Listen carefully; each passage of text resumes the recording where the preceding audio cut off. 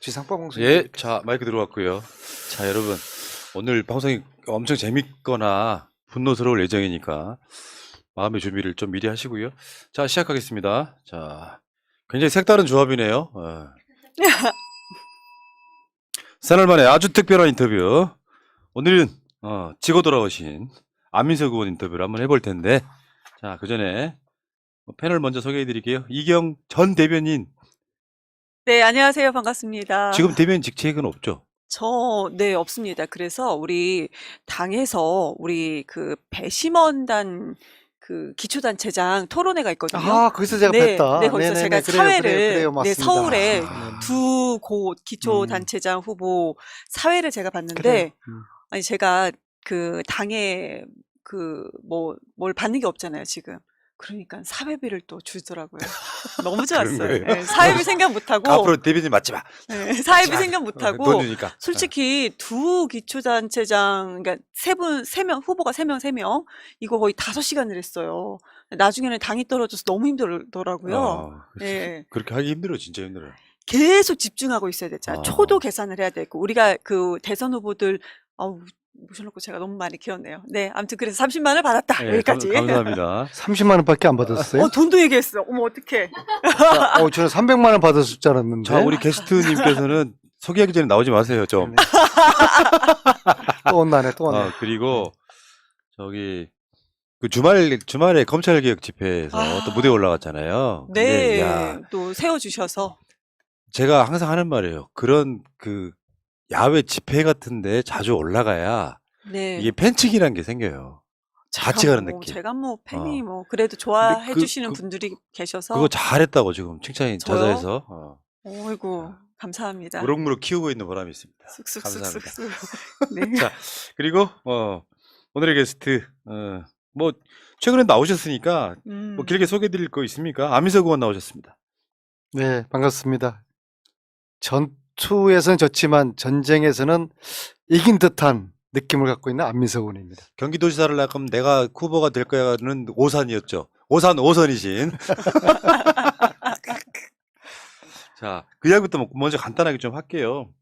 경기도지사 경선에서 이제 결선도 못 가보고 김동연 후보한테 50%를 조금 넘기는 50.67, 51도 아니고 그 2등으로 지금 쉽게 낙선하신 거예요. 낙선하신 거 오랜만 아니세요? 아쉬웠지만은 하루 만에 제가 일상으로 돌아온 게요. 당내에서는 1등 했잖아요. 그게 이제 위안이 됐고요. 제가 김동연 후보님이 그 다음날 전화가 오셨더라고요. 제가 이제 그렇게 말씀을 드렸어요. 하루만 미워하고 그 다음부터 사랑하겠습니다. 그랬어요. 네. 왜냐하면은 김동연 후보가 등장하지 않으셨더라고 그러면은 제가 어쩌면 후보가 됐을 수도 있었거든요. 왜냐하면 그전에는 그렇죠. 많이 계속 제가 나왔었죠. 부동의 1위를 하고 있었으니까는요. 그러나 제가 굉장히 그 많은 것을 얻은 선거였어요. 그동안 저는 큰 정치에 대한 그런 권력 의지라 그럴까요? 그런 게 저는 굉장히 약했거든요. 근데 이제 이번 선거를 치르면서 이제 큰 정치를 경험하면서 뭔가 더 좋은 세상을 만들기 위해서는 나에게 더 큰 권력이 있었으면 좋겠다는 그런 강렬함을 제가 느끼게 된 그런 이제 선거였고요. 무엇보다도 중요한 게 새날을 알게 됐다는 거예요. 갑자기 또 새나로 얹으세요. 저는요. 불편하게. 저는 푸나 그래서 도대체 푸나가 누구야? 왜 내가 그동안 한 번도 푸나를 못 만났지? 그게 참 의아했는데 푸나한테 정도 느꼈고 제가 고등학교 졸업한 이후로 그렇게 혼난 적이 없어요. 3번을 선거기간 중에 출전했는데요. 출연했는데 2번째 출연했을 때 제가 지각을 했어요. 그랬더니 그 지각했을 때 담임선생님이 그 꾸지람 하는 거 있잖아요. 이게 MBC KBS였으면 이렇게 지각했겠습니까 하면서 근데 그게 굉장히 제가 큰 교훈이 됐어요. 아니 근데 저 개인적으로는 그런 게 있어요. 그렇게 하고서 이제 꾸지람 듣고서 우리가 되게 친해졌어요. 저는. 아니 그러니까 그날 정치인이 3분 출연하신 날이에요. 네. 우리 패널들은 절대 지각 안 하거든요. 그럼요. 내가 지각한 적이 없으니까. 그럼요. 근데 처음에 인터뷰하신 분이 강기정. 10분 지각. 아. 그리고 그날 정봉주 의원 그 당시 한 20분 지각. 세 번째도 많이 늦으신 거 아니에요. 한 1, 네. 2분 늦으셨어요. 네, 근데 네. 이제 이자들이 아. 이자들이 그래서 앞선 자들이. 그래서 스탠바이를 보통 5분 전에 해주잖아요. 네, 네, 네. 근데 시간이 되도록 안 오시면은 음. 여러 게 스태미나 우리 같은 사람들은 불안하거든요. 이게 깨지는 게 아닌가. 근데 지각을 하셨는데 그 모든 그날의 지각들을 혼자 아니, 덜기를 그러면 쓰신 거지. 안민석 의원님께서는 몇 분 지각을 하셨는데 그렇게 혼을 2분, 내신 2분. 2분이요? 아. 고등학교 졸업한 이후로 그렇게 혼난 건 처음이었다. 근데 오늘도 말이에요. 네. 불안하시죠? 식당에서 여의도 식당에서 나온 시간이 43분이에요. 그래서 우리 저 수행 그 분한테 아니 지난번에 그렇게 혼났는데 왜 이렇게 빨리 식당 와가지고 야. 시간 됐다고 하셔야지. 뭐 여러분 옆에 있는 사람한테 전화를 했다는 거예요. 그래서 좀 늦는다고 전화를 하래요. 안 된다. 깜빡이 켜고 가자. 그래서 빨간 분 2개 그냥 패스해가지고 지금 목숨을 걸고 왔습니다. 지금 근데 말씀 중에 그러면 늦게 저녁 8시 43분에 저녁 식사를 마치셨다는 말씀이신 거잖아요. 여의도에서 마치고 지금 한 야. 15분 만에 아이고. 지금 달려온 겁니다. 지금. 박수 한번 주세요. 그래요, 맨날 혼내기만 마시고. 그거 어렵겠어요? 그러니까 이게 네, 박수 한번 주십시오. 혼나서 해초리 맞은 거 이제. 아유. 아니 근데 이게 있어요. 그게 이제 전화위복이라고 하는 건데 내가 그때 이재명 성남시장한테 한 8, 9년 전에 했던 얘기가 똑같은 얘기예요. 지상파도 이렇게 뒤하실 겁니다. 아. 그리고 그 비슷한 시기에 정청래 의원한테도 네. 지상파도 이렇게 뒤하실 겁니까 하면 그것도 꼼짝을 못해요. 근데 중요한 건 그 이후에 본인이 잘못을 인정하고 정말 잘하려고 노력하면 그때부터 친해지는 거예요. 글쎄요. 아. 저도 그랬어요. 예. 정말 그때 제가 혼날 때 순간적으로 놀라셨죠? 아니 뭐 저런 새끼가 다 있어. 모멸감을 느꼈어요. 아, 그리고 아니 그럼 그래- 속으로 욕을 근데 하셨겠네요. 한편으로 제가 푸나 네. 나이를 저보다 네. 윈 줄 알았어요. 그래서 제가 아. 그때까지만 하더라도 속으로 음. 아휴 그래도 인생의 선배니까 내가 참자 그랬는데 그래서 이제 나중에 끝나고 난 다음에 푸나 나이를 하긴 했는데 저보다 한참 어리더라고요. 한참이면 몇 살 그래서 차이신가요? 야 도대체 TMI. 야 푸나는 그는 누구인가? 그러니까 오늘 그런 누가 비유를 들더라고요. 그 재벌집 아들 아무도 내가 작업을 걸면 모든 여성들이 다 넘어오는데 드라마 속의 그 여주인공만 그거 거절하는 거야. 대체 쟤가 뭐길래 현역 5선 국회의원한테 화를 낼까? 아니 그건 중요한 이야기니까. 왜냐면 내가 정치인들한테 득볼 게 없어요. 우리는 방송을 지키는 거지 그분을 지키는 게 아니니까. 너무 이야기 아니 그러시고. 그러니까 그만큼 푸나가 어. 정말 반듯한 거예요. 오늘 주인공 네, 푸나님이세요? 반듯하고 그래서 제가 이번에 얻은 게 한 5가지가 되는데요. 그 중에 네. 하나가 와. 푸나를 알게 되고 친하게 됐다는 거예요. 감사합니다. 아, 이 그리고 소설이 오늘도 어. 오늘 제가 불러달라고 한 게 아니라 네. 푸나가 저에게 끝날 때 마무리를 잘하는 게 중요한 겁니다. 근데 제가 낙선인사. 좀, 예, 예. 낙선 인사 잘해야 퍼져 된다. 있었는데 그 얘기 듣고서 그때부터 열심히 전화도 열심히 했습니다. 감사합니다. 자, 어쨌건 경기도지사 경선 고배를 마셨고요. 이제 보통 이런 분들이 한 번에 되지 않아요. 하나부터 이재명 성남시장도 처음엔 떨어졌잖아요. 그렇게 이제 의식을 하시면 될 것 같고. 그다음에 또 한 가지 더 어. 얻은 거 말씀드려도 됩니까? 그 초등학교 아이들 의무 교육으로 하고 있는 생존 수영을 네. 이게 저작권이 메이드인 안민석이에요. 아. 예. 그러시군요. 그런데 네. 이걸 알고 있는 분들이 없더라고요. 저는 세상 사람들이 많이 알 거라고 봤는데 생존 수영 초등학교에서 시작한 지 몇 년 되지 않았습니까? 한 5, 6년 됐죠. 그쵸, 그쵸. 근데 저는 10년 전에 제가 아. 제 지역구 오산서 교장 선생하고 네. 학부모들에게 제안을 해가지고 처음에 얼마나 많이 반대했겠어요. 1년을 제가 설득을 해서 그랬어요? 그래서 제가 그 포장을 저도 이재명처럼 네. 돌파력이 있고 추진력이 있는 사람이다라는 걸 갖다가 생존 수영의 창시자가 저고 제가 그것을 오. 국가 의무 교육까지 끌어올리는데 제가 그 역할을 했다는 이야기를 열심히 제가 왜 이 했죠. 말씀에 놀리냐면 저희 애들이 수영을 못해요. 근데 저희 딸이 자기가 생존 수영을 정말 잘한다고 그걸 뭐 어디서 배웠냐. 저는 이제 바빠서 몰랐었는데 학교에서 학교에서 이거를 배웠죠. 배웠다 하는 거예요. 그 감사합니다. 시작점이 안민석입니다. 네, 이게 자기는 이제 물에 빠져 죽지는 않는다 서로가 잘 하더라고요. 모르는 서로 간의 간접 인연들인 거지. 이게. 오, 제가 감사합니다. 그 이야기도 제가 좀 자랑할 수 있었고요. 많이 그다음에 자랑하셔야겠네요, 또 진짜로. 한 가지는 생존 잠깐만, 수영. 경사는 아직 안 끝난 것 같아 지금. 아니 그러니까 어, 그래서 제가 이제 얻으신 전투에서 거. 졌지만은 전쟁에서 이긴 듯한 그런 오케이, 오케이, 기분이라고. 오케이. 지금 두 번째만 말씀하셨어요. 제가 5가지였는데. 그 안민석에 대한 비호감 이렇게 쭉 분석을 해보니까 최순실 재산 300조 은이겠다는 가짜 뉴스를 제작했다는 그게 많이 유포되어 있었고. 아, 그 이야기 이따가 나오니까 이제 아, 잠깐 그렇습니까? 야세요 좀. 경사자가 지금 이게 세 번째예요, 세 번째. 윤지호도 뭐 캐나다에서 데리고 왔다는 그 가짜 뉴스, 그 가짜 뉴스들을 제가 이번 선거하면서 다 말씀하셔야겠어요. 해명할 수 있는 의원님 그런 순서를 기회가 지키시오. 알겠습니다, 제가 알겠습니다. 다 해드릴게요. 잘못했습니다. 다 해드릴게요. 쌓이신 게 많으신 것 같아요. 그러니까요. 그러니까 이게 네. 제 푸나가 아. 편하니까 제가 그냥 이야기를. 지금 오늘은 주제는 그러면 자, 쌓인 자, 거를 자. 풀어가야 그 될 것 이야기를 같아요. 이제 흐름대로 한번 이야기 한번 아, 해볼 그래요? 테니까. 오늘 문제는 엄청 이제 힘들어하신다. 그 지점의 그 질문 중에 이제 이런 건 필요하다고 생각해요. 후보가 되신 분하고 안 되신 분들이 모여서 호프 회동하셨더라고요. 음. 이런 게 제일 중요한 마무리 중에 하나거든요. 아름답죠. 이게 경선할 때 이제 뭐 김동연은 사실 우리 거 아니다. 우리 결 아니다. 대선 나가실 거야 안 나가실 거야 막 물고 공격을 하지만 다 마음에는 안 둘 수가 없는 거지. 상대방 그 경쟁 후보였으니까.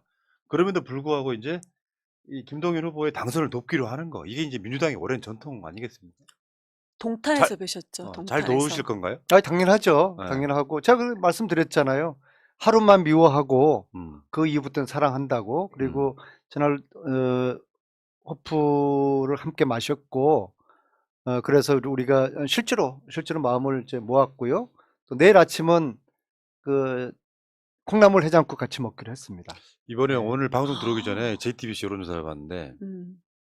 이재명 후보 지지층하고 윤석열 당선자 지지층이 급속도로 결집을 하고 있더만요. 그 완전 초박빙으로 지금 나오고 있는 상태인데 이럴 때 이제 안민석 의원 같은 분들의 지원이 굉장히 중요해지죠. 그럼요. 김동연 후보 입장에서는 네. 오랫동안 준비해온 사람이 갖고 있는 그 나름대로의 노하우나 이 아우라가 있거든요. 이거 굉장히 중요하다고 보고. 대단하신 것 같아요. 그런데 계속 1위를 하셨잖아요. 근데 어떻게 하루만 미워할 수가 있죠? 특히 저는 조직표가 없이 제 개인 득표한 표들이 그 대부분이라서 그 표들을 제가 탈탈 틀어가지고 김동연 후보님께 아낌없이 모아서 드리려고 합니다. 아낌없이. 네. 자, 잘 싸우셨고요. 뭐 이런 표현 말 돼 있는지 모르겠습니다. 젖잘 싸. 왜냐하면 언론이 만든 거예요. 사실은 이게. 언론이. 그런 생각 속에 안 들어요. 나도 기재부 있다 나올걸? 뭐 이런 생각이 들잖아요. 그렇지만 국회의원 5선이라고 하는 굉장히 소중한 이 자산을 우리가 또 다른 데 쓰라고. 이제 또 그렇게 만들어줬다. 뭐 이렇게 이제 좋게 생각하시면 될 것 같고. 자, 경기도는 어차피 안민석 의원이 잘 도와주시면 이긴다. 전 그렇게 봐요, 이제. 자, 그 이야기는 여기까지 하시고. 근데 경선이 끝나자마자 이분 좀 피곤하실 텐데, 왜냐하면 경선 기간이 짧더라도 그렇죠. 그 기간 동안 쏟아놓는 에너지가 있기 때문에 좀 쉬고 싶거든요. 근데 갑자기 검찰개혁 관련한 검찰정법 개정안 올라갔을 때 필리버스터 했다 나타나셨더라고요. 그래서 저분 뭐지? 일단 에너자이저인데 이런 생각을 했는데 왜 올라가신 거예요, 그거는? 저는 제가 경험한 것을 국민들이나 국회의원들에게 알려서 기획수사가 어떤 건지 정치보복이 어떤 건지 그것을 좀 실감나게 느끼게 해드리고 싶었어요. 왜냐하면은 여전히 지금도 그렇지만은 왜 검찰개혁을 해야 되지? 뭐 기획수사 정치보복이라는 게 그냥 추상적인 그런 개념이잖아요. 과거에 뭐 군부 독재 시절이나 그런 게 있었지 지금도 기획수사가 있어? 정치보복을 해? 그게 잘 안 믿기잖아요. 근데 제가 바로 그 당사자입니다. 그리고 제 주위에 가까운 사람들이 가까운 정치인 국회의원 3명이 구속되었고 그중에 한 분이 하늘나라로 가게 되었습니다. 그런 이야기를 제가 국민들에게 알려드리고 싶었어요. 예. 그래서 다른 정치적인 계산은 없었습니다. 예. 그리고 저도 과거 아픈 트라우마인데 꺼내고 싶지 않았죠. 근데 저도 좀 용기를 냈고요. 제가 그 안민석 의원 네. 나오시라고 한 게 이 필리버스터 내용을 37분짜리거든요. 네. 그거를 쭉 보고 어떤 생각이 들었냐면 왜 우리가 검찰 관련한 드라마나 영화들 꽤 많잖아요. 음. 최근에도 아마 그 SBS가 어디서 그 관련한 드라마가 하나 있었어요. 검찰들 관련한 드라마가. 음. 내부적인 그들이 하는 특히 특수부 계통의 검사들이 하는 일종의 정치. 그게 정치 검사거든요. 원칙대로 하면 되는데 그거 보면서 안민석 의원의 그 필리버스터 이야기도 그 하나가 자체가 드라마예요, 드라마. 또 사람이 6명 중에서 2명이 하늘나라로 갔으니까는요. 그 이야기 한번 해볼게요. 네. 어쨌든 간에 필리버스터 37분 중에 하이라이트 잠깐만 보고 오시겠습니다.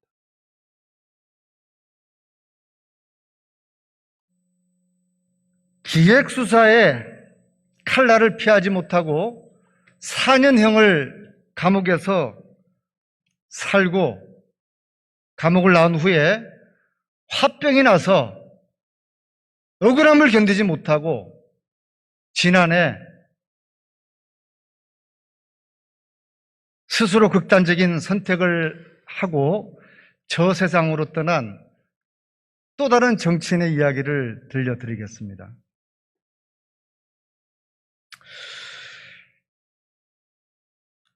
바로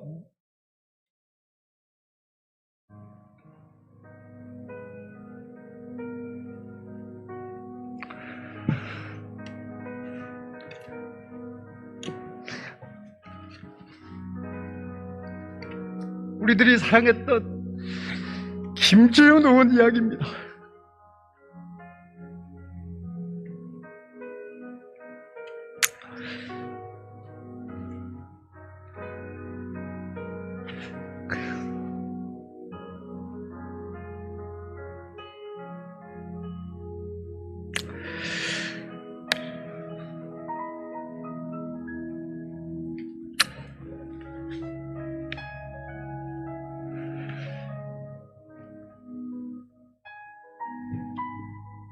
제가 김재현 의원이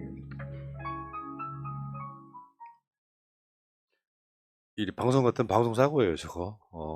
근데 아이고 편집을 또 그러니까 여러분들이요 37분밖에 안 되니까 여러분들 그 뭐 오마이뉴스나 팩트TV나 이런 곳에 가셔서 그냥 보시면 되는데 국회 방송도 마찬가지고 이 이야기를 한번 해볼 텐데 일단은 이게 영화 같은 이야기라고 제가 말씀드렸잖아요.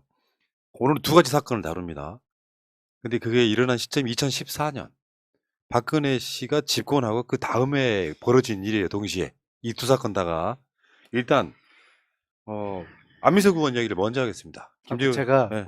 요 이야기를 우리가 이 이야기를 오늘 하면서 저게 8년 전 정치보복 기획수사 이야기지만 이제 앞으로 5년 동안에 저런 일이 벌어질 거라고 두려움을 갖고 있는데 그런 일이 있어서는 안 되잖아요. 예. 정치보복 기획수사 있어서는 안 되겠다는 그런 이제 바람을 우리가 담아서 이후의 시간을 진행을 했으면 좋겠습니다. 좋습니다. 예, MC까지 보시고요. 감사합니다. 자, 이 사건의 발단은 저는 이렇게 봐요. 최순실의 존재를 세상에 가장 먼저 드러낸 안민석으로 시작하십니다. 14년 4월 예, 8일. 여기 이제 시사 직격은 나중에 그 후에 이제 작년에 방송을 한 거고 그 당시에 국회에서 있었던 일이죠. 예, 저게 이제 그 오른쪽 화면이 2014년 4월 8일 날 국회 대정부 질의에서 저 왼쪽에 계신 분이 문체부 차관이고요. 장관은 외국에 출장 가셨고요. 그래서 최순실의 이름을 이제 최초로 제가 국민들에게 소환하는 날이고요. 정유라의 공주승마를 이제 폭로하는 이제 그 날입니다. 그리고 그것을 제가 이제 국정농단이라는 표현을 써서, 왜냐하면은 한 학생의 국가대표를 만들기 위해서 청와대가 동원되는, 국정농단이라는 게 공적인 권한을 사적인 이해에 쓰는 거 아니겠습니까? 그래서 제가 국정농단이라는 표현을 전날 14년 4월 8일 날 씁니다. 그러니까 이게 사실은 이 박근혜 탄핵으로 이어진 건 2016년인데 이때 드디어 밖으로 최순실이라는 이름이 튀어나온 최초에, 그것도 국회에서.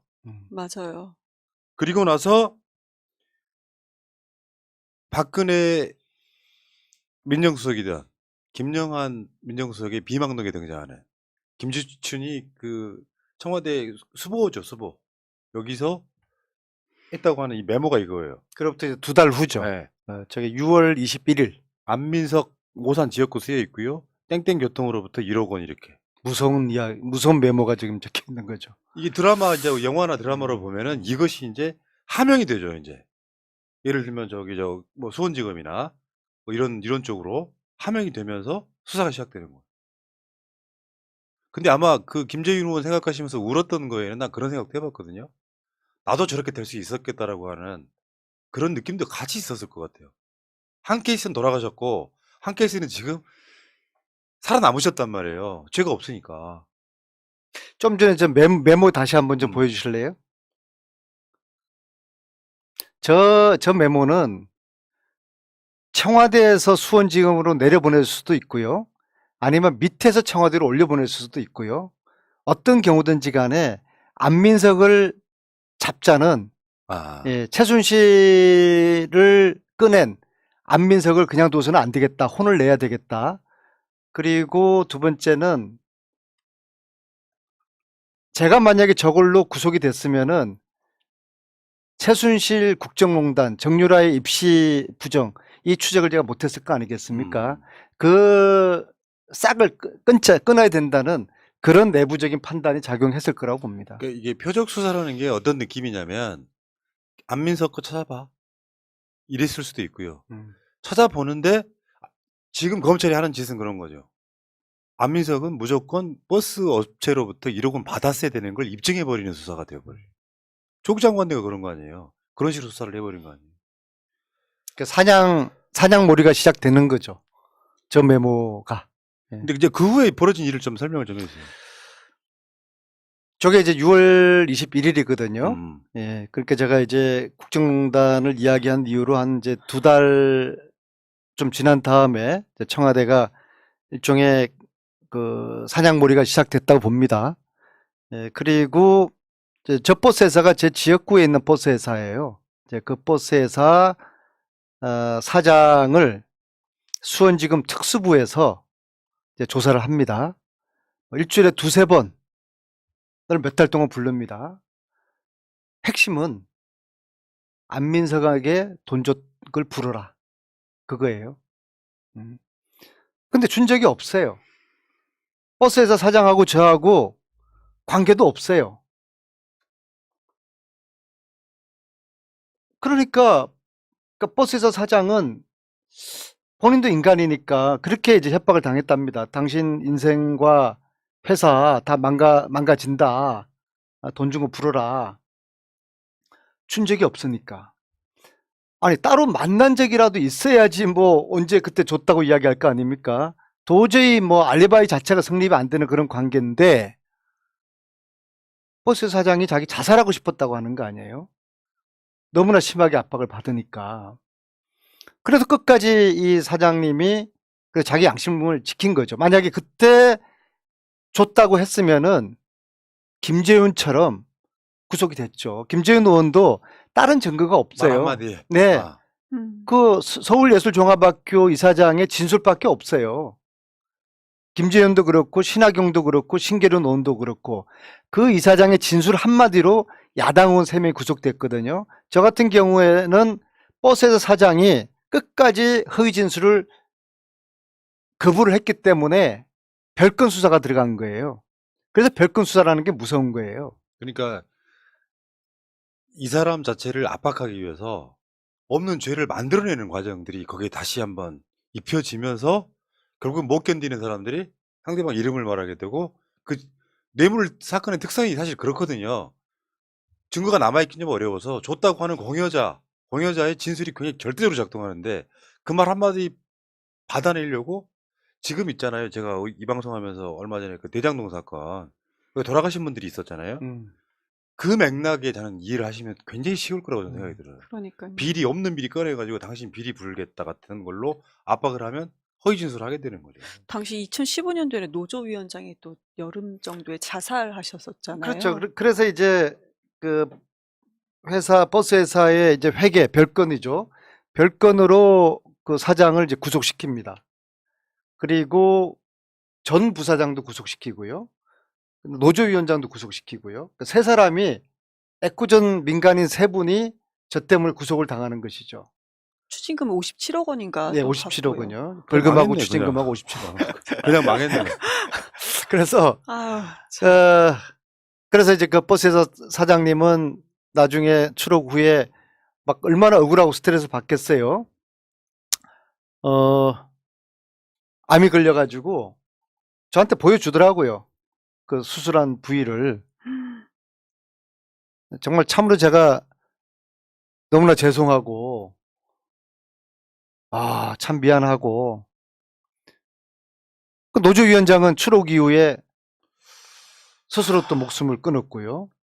그래서 이게 제가 드리고자 하는 말씀이 이 기획수사라는 게 인간의 삶을 그냥 파탄시켜 놓는 거예요. 죽음까지 이르게 하고 이런 일이 있으면 안 되는 것이죠. 더 무서운 게 그런 것 같아요. 저는 그때 그 상황을 제3자 입장에서 봤잖아요. 근데 많은 분들이 의견이 뭐가 있으니까 저렇게 수사를 하겠지.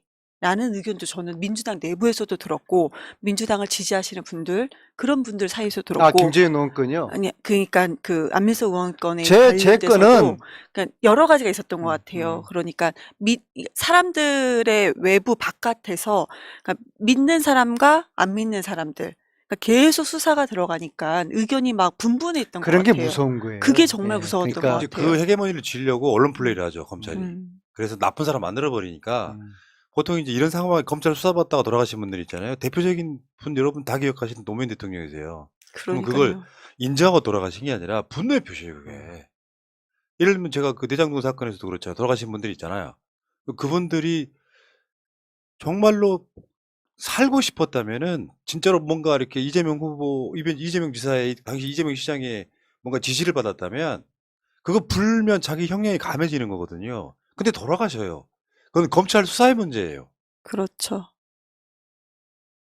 그런데 여기 보니까 그래서 사람 하나 죽였단 말이에요, 지금 한 사람은.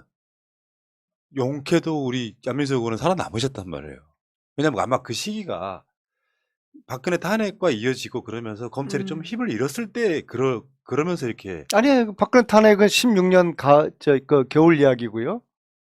그러니까 제 지금 이야기는 14년의 이야기예요. 14년. 그러니까 그게 수사가 시작돼가지고 그럼 결국은 조사도 받으셨어요?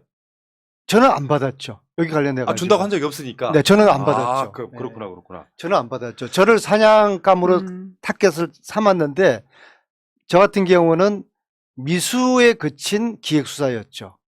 그러나 저 대신에 민간인 3명을 구속시킨 거죠. 이게 이제 14년 가을 겨울 이야기입니다. 우리 의원님 정치 잘하셨네. 어떤 건수도 안 나왔으니까 기소조차 못하는. 그래서 저는 이제 그렇게 이야기합니다. 나는 최순실 국정농단 세력에게 탈탈탈 틀려서 검증받은 사람이다. 그러니까 14년도에 기획수사가 한 번 있었고요. 아직 제가 말씀을 안 드렸지만은 15년 가을에 그로부터 1년 후에 또 한 번 두 번째 기획수사가 있어요. 그래요? 네. 그건 뭐예요? 뭐 간단하게 좀. 그거는 제가 오산시장하고 시도원들한테 돈을 걷어가지고 제 정치자금으로 썼다는 거예요. 이 말도 안 되는 이야기를 어떤 사람이 서울중앙지검에 투서를 해요. 그런데 웃기잖아요. 저를 수원지검에다가 해야 되는데 서울중앙지검에 해요. 그래서 제가 그리고 이제 그 소설 같은 그 고발장이죠. 고발장이 모 종편에 하루 종일 그게 틀어져 나와요.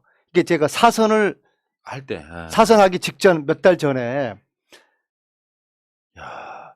저한테 물어보지도 않아요. 그냥 소설 같은 고발장이 그냥 하루 종일 그 방송되면서 안민석이가 마치 불법 정치자금을 받은 것으로 전국에 쫙 선거 몇 달 앞두고 그렇게 되고 이미지만 나빠지고. 그럼요. 예. 그 다음에 우리 시도 의원들하고 지역에 한 10명을 검찰에 소환을 해가지고 조사를 해요. 압수수색도 들어가고 막 그래요. 그런데 저는 부르지가 않아요. 제가 그렇게 검찰에 두 가지 요구를 해요. 왜 서울중앙지검이냐, 수원지검으로 내려보내라. 그래서 제가 이것을 여러 군데다가 제가 구명을 해요. 이거 좀 뭐가 있다. 아무래도 뭔가 이거 기획 수사를 하는 것 같다. 왜 나를 서울에서 하냐? 나 주소지가 수원인데, 수원지검인데. 근데 그거를 내려보내는 과정에서 제가 이야기를 들어요. 청와대가 이걸 지고 있으라고 그런다. 서울중앙지검에. 음. 예. 그래서, 그리고 제가 그때는 이제 그 예결위 간사였기 때문에 힘이 좀 셌어요. 그래서 법무부 통해가지고도 이야기하고 나는 내 관할 수원서 내가 조사를 받겠다. 그리고 빨리 조사를 나를 불러라. 그리고 몇 달 만에 수원지검으로 겨우겨우 내려옵니다. 내려오는데 선거 마칠 때까지 저를 부르지를 않아요. 그런데 만약에 그 소환대 갔던 한 10명 정도 지역 분들이 있어요. 시도원 포함해가지고 그분들이 엉뚱한 이야기 했더라고 그러면은 제가 또 엮여졌겠죠. 우리가 우리 방송에 출연자 저 포함해가지고 네. 중앙지검에 묵혀진 사건이 한 2년 또 넘은 사건이 하나 있어요. 윤석열 정권이 들어서고 나서 바로 결정해가지고 지금. 아, 푸나님이? 예, 우리 어. 고소고발 많이 당하니까 방송하다 네, 보면. 네. 저도 정권 사범이 넘어요 이런 거 하면서 벌금형 이런 거. 뭐 훈장으로 아. 생각하세요. 아, 그러니까. 네, 네. 근데 그런 상황인데 예를 들면 아주 비슷한 케이스가 최민희 의원이세요. 음. 최민희 의원 저 국회에서 대정부 질문할 때 그 제2부속실 몰래카메라 이런 거를 폭로를 하잖아요. 그리고 나서 당시 총리가 누구였냐면 이완구 총리라는 사람이었는데 최민희 의원 지금 소위 말하는 문고리 3인방 있잖아요. 그때 다 4인방이었지. 아, 3인방이구나. 4인방 중에 한 명은 선거 과정에서 지금 사망했고 조심하라고 한다더라. 이야기를 직접 해줘요. 복도에서. 이완구 총리가 최민희 의원한테. 그리고 말도 안 되는 선거법으로 막 기소가 돼가지고 또 그 경쟁 후보였던 사람이 당선된 선거였잖아요. 낙선자를 그냥 고소고발해서 그쪽 그 남양주 관련해 갖고 의정부 뭐 등등 해서 그 법적 카르텔이 막 작동을 합니다. 그 정치 생명을 완전히 끊어놔 버리잖아요. 그러니까 딱 그런 거 아니에요. 안민석 의원 같은 경우는 감히 최순실을 이야기 꺼내 VIP 또는 최순실이 불편해. 그러면 그거 김기춘을 통해서 이게 뭐 그런 맥락으로 보는 게 맞겠죠. 한 명 딱 내려가서 찾아봐 하면 이제 뭔가를 그 주변에 있는 지역구에 있는 뭔가를 찾기 시작하다가 엮으려고 했는데 결국은 못 엮었다. 그러니까 두 번째 기획 수사 같은 경우에는 안민석의 사선을 막아라. 그 프로젝트였다고 봅니다. 그리고 당시에 그 새누리당 그 선거를 총괄하고 있던 모 의원이 공개적으로 이야기합니다. 안민석은 자객을 보내서 낙선시키겠다. 그런 이야기를 합니다. 그래서 14년에 첫 번째 기획수사가 있었고 15년에 두 번째 기획수사가 있었고 두 번 다 제가 저는 이제 빠져나갔던 것이죠. 그러니까 저는 이제 살아남은 거예요. 검증 제대로 받으셨네. 아, 그럼요. 아니, 예. 그게 불과 7년 전 일이에요. 2015년도라면. 그런데 그 자객이란 표현이 이게 나올 수 있는 표현인가요? 너무 공심위원장이 그 말씀을 네. 언론에다 하셨어요. 이게 우리나라의 현실이었네요. 네, 그럼요. 지금도 그게 현실 가능성이 있는 그러니까 거고. 뭐 검찰의 소위 말 강압 수사 같은 걸로 돌아가신 분들 굉장히 많거든요. 숫자 헤아리기도 힘들어요. 근데 그게 언론에 부각도 안 돼요. 예를 들면 범죄자의 말을 왜 믿어 같은 프레임을 항상 그렇게 작동시키잖아요. 근데 더 핵심은 김재인 의원 사건이죠. 그 지금 그러니까 저는 살아남았고 어. 예. 김재노 의원은 이제 엮여서 구속이 된. 김재인 의원 사건은 그때 우리도 시사 직격 보고 그때서 알았어요. 김재인 의원 그 전에 이제 저 신계린 의원이라는 사람이 이제 우리가 또 알고 있던 더 유명한 정치인인데 어쨌건 김재인 의원하고는 어떤 사이셨어요 원래?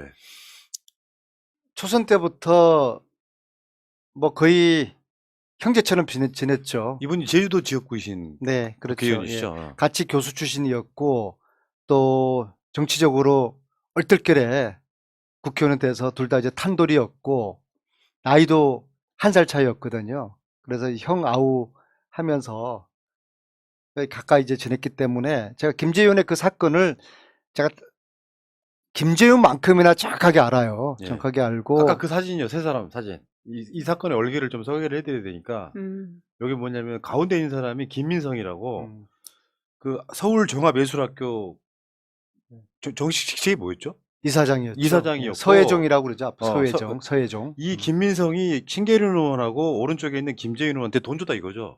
그렇죠. 근데 그 이 사람 말 신하경 의원도 한마디에 네, 신하경 의원은 빠졌네요. 네. 근데 저 사건은 어, 저 사건이 일어나기 전에 기획수사 일어나기 전에 이미 서혜종 김민성 이사장이 학교 회계 횡령 배임 문제로 수사를 받고 있었어요. 수사를 받고 있다가 갑자기 정치인 수사로 바뀌는 거죠.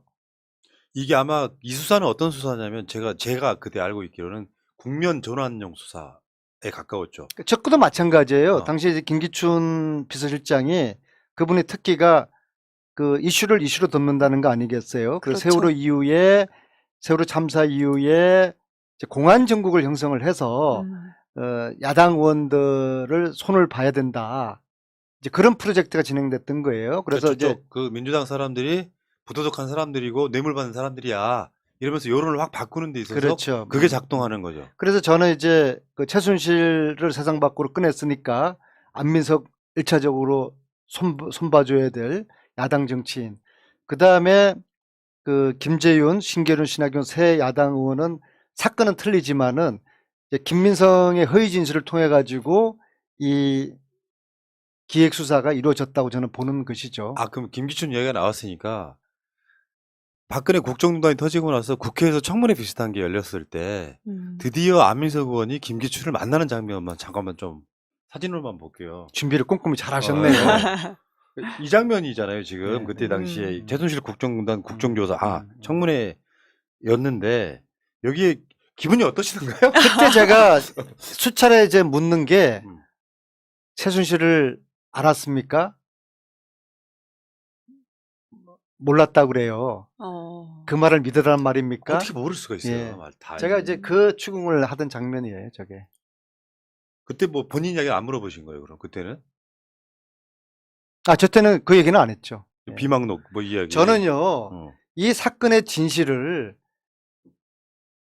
문재인 정부 이후에 저 비망록이 나타난 거예요. 아, 네. 그때 몰랐구나. 정보 아니, 자체를. 어느 정도, 야, 이상하다. 왜 그 버스에서 사장이 그렇게 구속되었을까? 그런 좀 의구심은 가졌는데, 그리고 본인도 이야기를 안 하잖아요. 세상이 안 바뀌었으니까.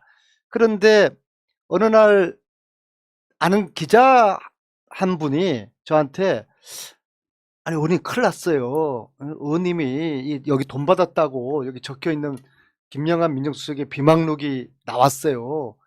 의원님 큰일 났습니다. 이거. 그래서 이게 퍼즐을 맞춰보니까 야 14년에 그 일이 이거로부터 시작됐구나. 근데 저게 만약에 우리가 정권이 안 바뀌었으면은 이것도 영원한 비밀로 묻혔죠. 그 김재윤하고 신계륜은 신하경 의원 이런 분들이 안민성한테 안민성이래 김민성한테 민자가 들어가서 죄송해요. 네. 김민성한테 돈 받았다는 그 이유로 확정 판결 받죠. 유죄가 난 거잖아요. 그리고 감옥 갔다 오신 거잖아요. 근데 그 유죄하는 과정에서도요. 그때가 이제 또 사법농단이 15년 된 한참이었잖아요. 그래서 제가 그 재판 과정도 제가 아주 유심히 제가 관찰을 했어요. 왜냐하면은 저의 동료가 억울하게 구속이 됐고 김재현 의원은 국회에서도 가장 착하고 가장 선하기로 여야 의원들 사이에 정평이 나 있는 그런 의원이었어요. 억울하니까 구속되자마자 33일을 단식을 해요. 아이고. 소금도 안 억울하니까. 먹고. 맞아요. 죽기로 각오하고 단식하는 것이죠. 그래서 그 단식을 제가 지난주 필리버스터에서 말씀드린 강훈일 주교님이 설득을 해서 그 단식을 이제 멈췄는데요. 제주도 거기선 굉장히 지인들이신 거예요. 저 김재현 의원님 돌아가시기 전에 그러니까 의원이 아니실 때, 그러니까 저한테는 이제 몇 년 전이죠. 2018년도 그때쯤이었던 것 같아요. 그때 몇 번 좀 뵀었어요. 뭐 모임 그럽니까? 뵀었는데 깜짝 놀랐어요. 그러니까 예전에 방송에서만 뵀을 때도 참 선한 분이다라는 거를 저는 뭐 국민의 한 사람으로서 그렇게만 뵀다가 직접 이렇게 좀 하니까 와, 이런 선한 분이 계셨나 할 정도로 엄청 선하고 신사 같고 그런 분이시더라고요. 그 시사 직격이 방송하게 된 이유가 있어요. 그 김민성 이사장이 김재윤 의원을 만나서 죄송했다. 그 녹취록이 나오면서 이게 김재윤은 돈 안 받은 것이 사실상 상황적으로 입증이 된 그렇죠. 거잖아요. 시사직격이 정치적인 명예 회복은 된 거죠. 예, 된 거고. 근데 이제 다시 재판 이야기 좀 돌아가면요. 증거는 없어요. 오로지 김민석 이사장의 진술밖에 없는 것인데, 그래서 1심에 2년 6개월이 선고가 되었어요. 1심에서. 자, 그러면 2심에 주심 판사가 누구냐? 최재형 감사원장. 아, 예. 참나. 그래서 제가 그 2심 판사 최재형 판사하고 같이 그 현장 검증도 갔어요. 돈을 주고받았다는 그 장소에. 아, 저도 거기 이제 증인으로 그러니까 그 같이 참관을 했는데요. 그리고 저희들이 이제 기대를 했어요. 아, 이렇게 현장까지 판사가 왔으니까 형량이 낮춰지거나 2년 6개월에서 아니면은 집행유예까지도 기대했고, 네. 그리고 진짜게 제대로 된 판결한다 그러면은 무죄가 무죄. 되겠다. 네. 그렇게 기대를 했는데 2심에서 결과는 오히려 형량이 1년 6개월 더 늘어난 4년으로 된 거예요. 혹시 그 이유가 안 받았다고 끝까지 부정해서 아니에요? 대부분 그렇거든요. 뭐 그 이유는 모르겠으나 보통 이제 감을 해주는 게 반성하고 있다는 의미에서 감형을 많이 해주고, 정경심 교수도 끝까지 범행을 부인했다고 해서 괘씸죄에서 4년 선고한 거예요. 그런 상황에 가까운 거죠. 안 받은 사람 안 받았다고 하는 거죠. 억울하니까. 그래서 최재형 판사가 형량을 4년으로 이제 늘린 거 아닙니까? 그래서 4년을 살았어요.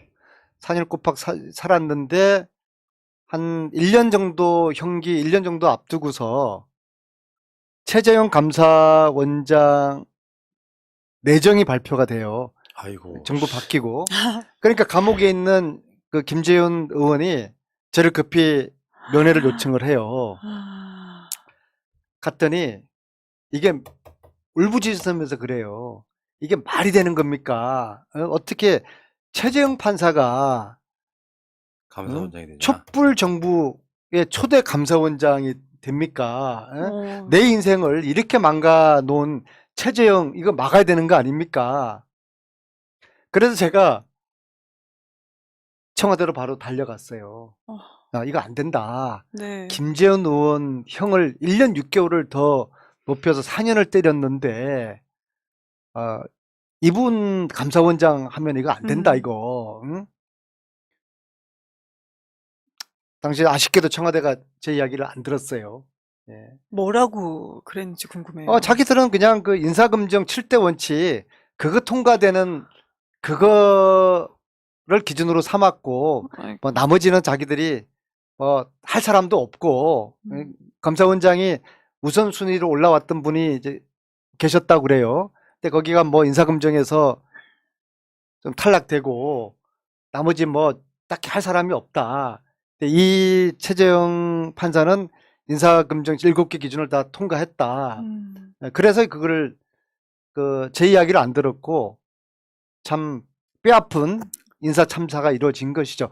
저는 정말 통탄하는 게 그때 제 이야기를 좀 귀담아 듣고 김재윤의 사건을 청와대에서 좀 세심히 한번 살펴봤더라 그러면은 최재형이라는 인사 참사는 막을 수 있지 않았을까 그런 좀 아쉬움이 있죠. 근데 나름대로 평판은 좋았다고 해요. 그러니까 최재형이라는 사람이 이제 세 평을 듣고 이제 임명하는 과정이었을 텐데, 저도 이제 가끔씩 이렇게 무슨 판결문을 받아볼 때가 있잖아요. 네. 판사들 황당합니다. 예를 들어서 우리는 분명히 언론의 역할로서 어떤 의혹 제기를 하고 거기에 대한 제보가 들어와서 정말 명확하게 제보 들어온 거 있다 검사한테 보여줘요. 근데 판결문에 어떻게 나오는지 아세요? 우리가 의혹 제기한 정치인은 그러지 않았음을 자기 스스로가 결정을 내려. 아, 판사가요? 그래서 친한 허위사실로 정치인인가 보네요. 명예훼손했다고 아, 벌금 500만 원 때려. 그러면은 우리들 입장에서 야, 판사가 어떤 개념도 없어요. 근데 그 사람 내가 이름을 알 거 아니에요. 근데 지금 김재인 의원 같은 경우는 감옥에 갇히게 만들었잖아요. 근데 그 사람이 그 감사원장 된다고 생각해 보세요. 미쳐버리는 그렇죠. 거죠. 그리고 이제 4년 형기를 마치고 나와서 그래도 막 화병이 생긴 거 아니에요. 그죠?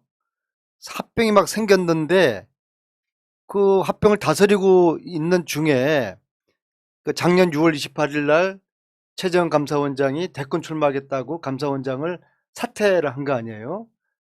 그때 제가 딱 든 생각이 이 김재현 의원이 굉장히 아주 그 열받겠다. 예? 자기 인생을 망가뜨린 판사가 이 지금 저 대통령 하겠다고 감사원장을 그만두니까 와. 그러니까 이 본인의 억울함은 더 묻혀지는 거 아니겠어요, 그죠? 그럼요. 그죠? 본인의 인생을 망가뜨린 사람은 승승장구하고 있고 감사원장도 되고 대권도 네. 출마하는데 나의 인생은 어디서 보상을 받고 나의 억울함은 어떻게 풀까 그런 생각 가지는 거 아니에요. 그래서 제가 그날 바로 제가 김재윤 의원을 위로하러 가요. 만나서 네. 그러니까 만났더니 아주 깔아앉아 있더라고요. 예? 깔아앉아 있더라고요. 그래서 제가 그날이 그 청와대 그 소통수석 박수현 그 수석이 공주에서 아, 할머니인가 누가 상을 당했어요. 그래서 제가 우리 다 친했거든요. 박수현 수석하고 김재현하고 저하고. 그래서 야, 저 수현이 저 그 어르신 상 당했으니까 야, 공주나 같이 바람 쐬러 가자. 예? 그렇게 했는데도 그것도 귀찮아하더라고요. 그럴 친구가 아니거든요. 완전히 의욕 상실. 예, 그렇게 돼 버린 거예요. 예, 아마 그래서 의학적으로는 우울증 상태였을 거예요. 아마. 그래서 그 맞습니다. 그러니까 약도 계속 먹고 있었고요. 네, 그래서 제가 이제 그날 밤에 집에 가서 제 저 집사람에게 우리 집사람도 뭐 가족처럼 같이 지냈으니까 재윤이가 오늘 굉장히 좀 상태가 안 좋다. 어? 그러니까 여자들의 촉이 있잖아요. 무슨 일이 날 것 같다. 집사님 그러는 거예요. 네. 그래서 내가 다음 날 아침에 일찍 다시 전화를 해요. 괜찮지? 예? 괜찮지? 네. 자, 우리 힘내자. 형 괜찮아. 뭐, 버텨야지. 그로부터 너댓 시간 후에 아이고. 옥상에서 그냥 몸을 던졌어요. 이때가 2021년 6월 29일이죠. 29일이네요. 6.29 선언이라고 똑같은 날이에요. 그러니까 사람이 지금 결국에는 검찰의 표적 기획 수사가 한 사람의 정치인을 완전히 나락으로 빠뜨린 다음에 죽게까지 만든 사건이에요. 그래서 제가 이제 옥상에서 뛰어내린 그 CCTV를 확인을 해야 될 거 아니에요. 이제 가족이 확인을 해야 되는데 가족들은 도저히 이걸 못 보겠다는 거예요. 그래서 저보고 봐달라는 거예요.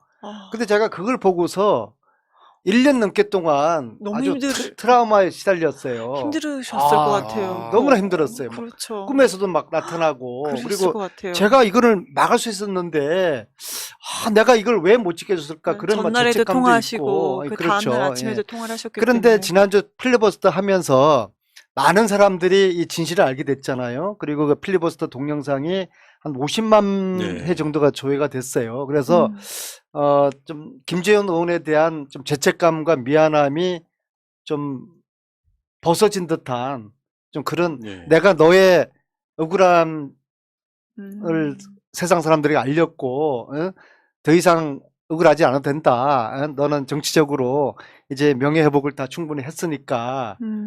그래서 필리버스터가 저에게 큰 좀 위안이 됐어요.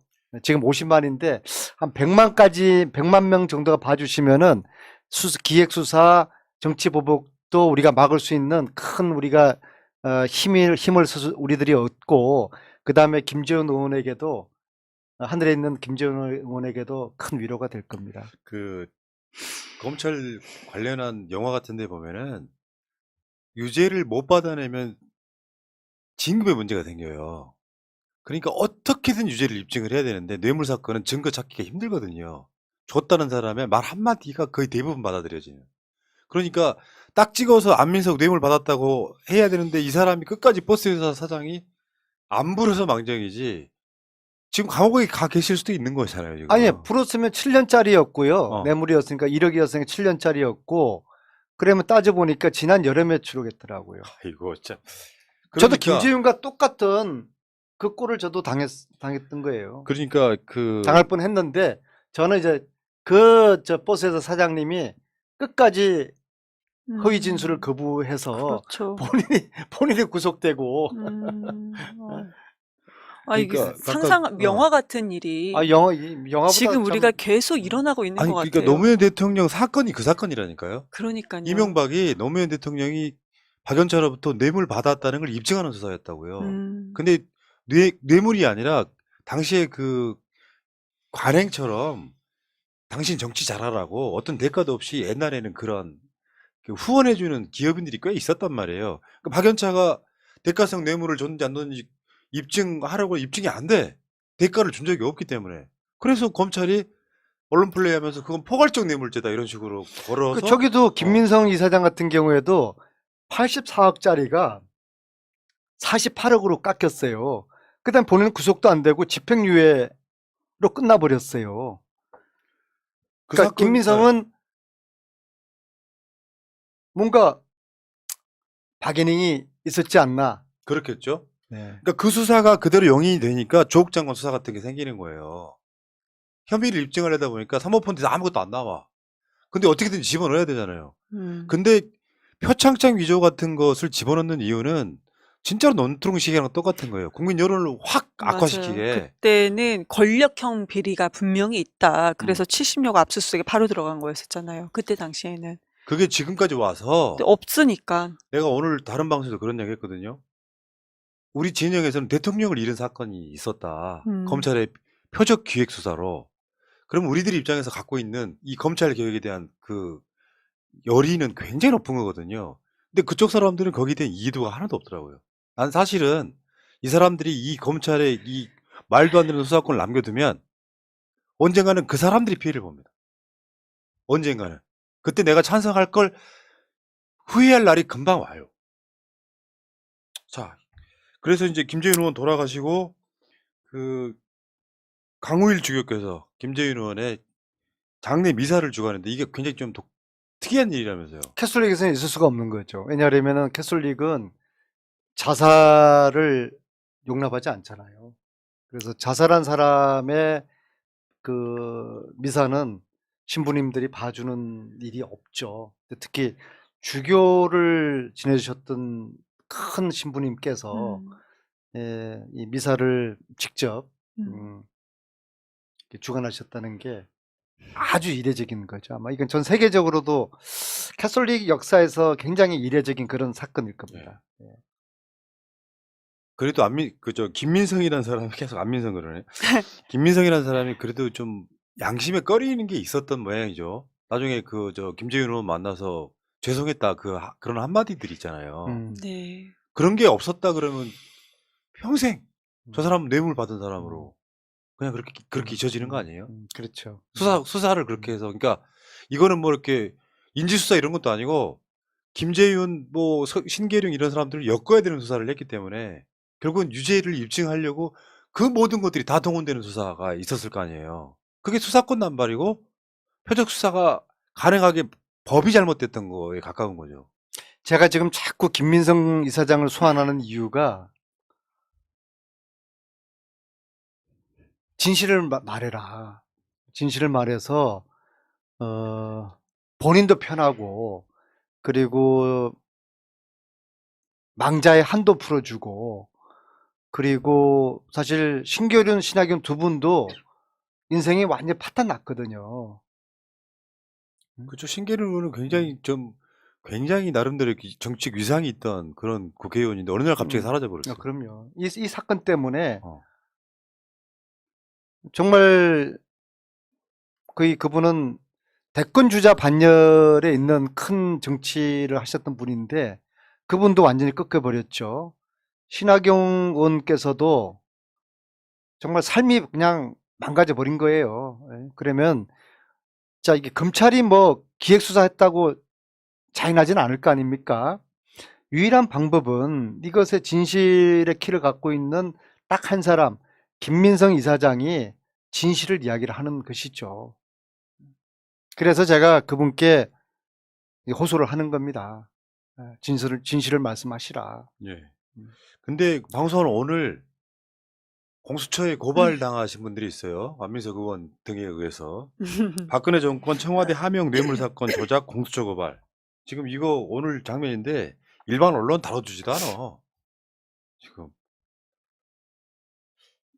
지금 안민석 의원이 그때 당했던 사건에 대해서 그때 수사했던 검사에 대한 고발인 거죠. 근데 뭐 저는 저기에 대해서 별로 개의치가 않는 게요. 제가 14년 국정농단 처음에 폭로했을 때 그때도 언론들이 관심이 없었어요. 근데 저 사건도 언젠가는 진실이 밝혀지게 되면은 또 깜짝 놀랄 일이 있겠죠. 예. 오늘 그 관련해 가지고 안민석 의원이 페이스북에 쓴 글을 제가 짧으니까 한번 읽어드려 볼게요. 네. 이게 가장 정확하게 잘 정리가 돼 있더라고요. 공수처는 안민석 의원에 대한 검찰 기획 수사를 수사하라. 제가 겪은 기획 수사를 지난주 필리버스터를 통해 소상히 알려드렸습니다. 50여만 건의 동영상 조회와 5천여 개의 댓글에 감사드립니다. 저에 대한 기획 수사 개요를 간단히 정리하면 다음과 같습니다. 2014년 4월 8일 저는 국정농단을 최초로 세상에 알렸습니다. 6월 21일 청와대 민정수석은 업무수첩에 안민석 땡땡교통 1억 원이라고 적습니다. 국정농단 세력이 안민석을 엮기 위한 음모가 시작된 것입니다. 두 달 후 8월 27일 수원지검은 땡땡교통 사장을 소환하여 수개월간 조사합니다. 안민석 의원에게 뇌물을 주었다는 허위 진술을 강요하는 강도 높은 수사가 진행되었지만 사장님은 이를 끝까지 거부합니다. 검찰은 사장을 별건 수사로 겁박했고 버스 회사의 회계장부를 털털 털어 사장, 부사장, 노조위원장을 2014년 12월 구속했습니다. 벌금과 추징금 57억 원을 부과했습니다. 노조위원장은 2015년 여름 자살로 생을 마감했습니다. 국정농단 세력은 2015년 가을 두 번째 기획수사를 시도했으나 실패했습니다. 2차 기획수사의 전말은 추후 밝히겠습니다. 오늘은 저를 엮으려 했던 청와대 하명으로 시작된 기획수사와 정치보복의 진실을 밝혀줄 것을 공수처에 고발합니다. 이미 지난해 한 시민단체가 공수처에 고발했으나 경찰의 수사를 이첩하는 납득할 수 없는 상황을 알게 되어 제가 직접 나서 재차 공수처 고발을 하게 되었습니다. 정의와 진실을 향한 투쟁은 멈추지 않겠습니다. 많은 성원과 관심을 바랍니다. 이렇게 공수처 민원실 앞에서 기자회견 하셨는데, 그러면 여기 이 수사의 결론적으로 말하면 피의자가 이 사건을 수사했던 검사가 되는 거 아니에요? 그렇죠. 어. 근데 이제 그 윗선도 있겠죠. 네. 이제 그런 거를 공수처가 수사를 해야죠. 그 사람을 캐내면 이제 근데 공수처가 이걸 꼭 해줄 거라고 하는 의미에서라기보다는 경종을 울려주는 의미가 더 크지 해야죠. 않겠어요? 공수처가 근데 검찰에 이게 대한 공수처 존재 의미인데 이런 걸 알아 공수처가 만들어지는데 그렇죠. 이런 공수처는 거 하지 또 않으면 검찰에 참 대해서는 공수처에 대한 국민적인 신뢰도 많이 그러니까 떨어질 검찰이 거예요. 지금까지 역사상 말도 안 되는 수사를 하면서도 빠져나갔던 이유가 그런 범죄 혐의가 있는데 수사를 하지 말란 말이냐? 기획 표적 수사를 덮는 말이 그런 거예요. 범죄 혐의가 있는데 수사를 하지 말란 말이냐? 그래서 수사를 잘못해도 처벌하지는 않잖아요. 소위 말하면 수사권 남용을 정치적으로 써먹는 게 문제인 거죠. 공수처가 그래도 기소권까지 있는 게 그렇죠. 판사, 검사, 그리고 경찰 이런 데는 이제 기소권까지 수사권, 기소권 다 있잖아요. 이 부분에 대해서는 우리가 계속 키워서 좀 하게끔 해야 되죠. 근데 이제 공수처에서. 그러니까 공수처가 존재 이유를 국민들에게 드러낼 수 있는 좋은 기회인 게요. 저의 기획수사 사건 같은 경우에도 민정수석의 그 업무수첩 메모가 없었으면은 저의 주장으로만 끝났을 거예요. 그럼요. 그죠? 근데 이거는 빼박이잖아요. 음. 빼박이잖아요. 이거를 어떻게 뭐 청와대 그 메모하고 수원지검의 그 특수부의 그 수사하고 그 별개라고 보겠습니까? 그렇죠. 그죠? 그러니까 공수처가 열심히 사건 한번 수사를 해줬으면 좋겠습니다. 그러니까 이게요, 이제 우리가 잘못할 때는 정치권에서 권력이 지시를 하니 어떻게 검사가 안 하겠냐 이런 프레임으로 보면 검찰 개혁 안 됩니다. 그런 걸 잘 잡아갖고 수사를 잘해서 자기들이 모시는 자기 어떤 진급 등에 얽혀 있는 사람들한테 비위를 잘 맞추면 이 사람이 그걸로 승진을 하고 결국에는 뭐 지검장도 되고 또 검찰총장도 되고 이 과정을 거치면서 이 사람이 출세하고 나중에 그거 끝나고 나면 정관예우 빵빵하게 받으면서 어떤 사람은 정치권으로 오고 어떤 사람은 변호사로 가서 돈 많이 벌고 하는 이 구조 속에 놓여 있기 때문에 자발적으로 그 정치적 수사에 자발적으로 뛰어들어서 정치인들 또는 수도 없이 많은 사람들을 죽게 만드는, 나는 이건 살인마라고 생각해요. 뭐 의원님이 그런 얘기 하셨죠. 천벌받을 거라고. 진짜 천벌받아야 되는 거죠. 그래서 앞으로 5년 동안 우리가 우려하는 기획수사, 정치보복 없기를 바라는 마음으로 제가 필리버스터를 했고 이 방송을 하면서도 그런 우리의 시청자들의 마음을 함께 모았으면 좋겠습니다. 네. 그나마 민주당이 지금 그 중재안이나마 착착착 진행을 하고 있어가지고 언론들 지금 난리를 치고 있긴 하지만 이거 굉장히 역사적 사건이거든요. 이 자체가 대한민국 사회에 굉장히 역사적 사건이고 이게 긍정적으로만 작동한다면 대한민국 사회가 상당히 바로잡히는 그 지점이 될 거라고 저는 생각을 합니다. 예, 그렇죠. 예, 이제 절반의 검찰 개혁이 끝났고요. 나머지 절반이 남았지 않습니까? 그래서 앞으로 2년 동안 저희들이 과반 의석을 가지고 있을 때 나머지 절반의 검찰 개혁을 분명하게 마무리 해야 될 저희들의 역사적인 책무가 있는 것이죠. 그러고 보면은 제 절친한 정봉주 의원도 있잖아요. 이명박 BBK 폭로했다가 감옥 살고 나왔잖아. 근데 그 억울한 옥살이잖아요. 그것도 그마저도. 그럼요. 네. 다수 주인이 이명박 관계 맞으니까 그럼 어떤 식으로든지 이거는 재심을 한다든지 하는 바로잡히는 과정이 있어야 될 거고 정봉주 의원이 감옥에 가게 된 결정적인 요소는 검사예요.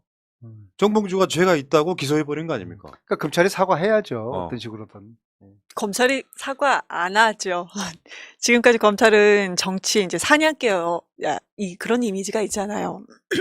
근데 지금은 이제 대통령이 됐단 말이죠. 앞으로 이제 민주당이 또 어떻게 해야 될 것이냐 이런 부분에 좀 과제가 있을 것 같아요, 분명히. 또 국회에 대한 또 이제 저는 같은 민주당이지만 국회의원에 대한 국민들의 어떤 호소도 있을 거고 지금 뭐 KFBI가 또 만들어진다고 하는데 이것을 어떻게 할 것이냐 그럼 경찰에 비대해진 것을 또 어떻게 할 것이냐 그런 부분에 대한 많은 과제가 떠안겨져 있는 상황인 것 같습니다. 앞으로 힘든 시간이 될 거예요. 그런데 저희 민주당이 좀 더 결기를 모아야 됩니다. 앞으로 시간을 잘 보내기 위해 가지고는 지난 5년 동안에 저희들이 여당이었잖아요. 그죠? 초선 의원님들도 야당 경험을 못 했잖아요. 이미 이제 야당으로서 체질이 만들어져 있는 거예요. 이 여당 체질을 빨리 야당 체질 모드로 바꿔야 되는 거거든요.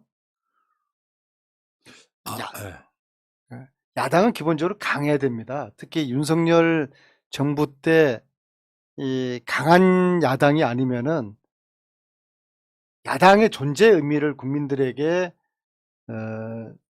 어필할 수 없을 거예요.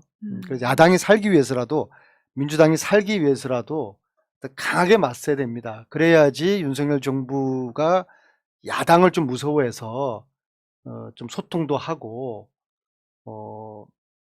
이런 포크를 안 하지 않겠습니까?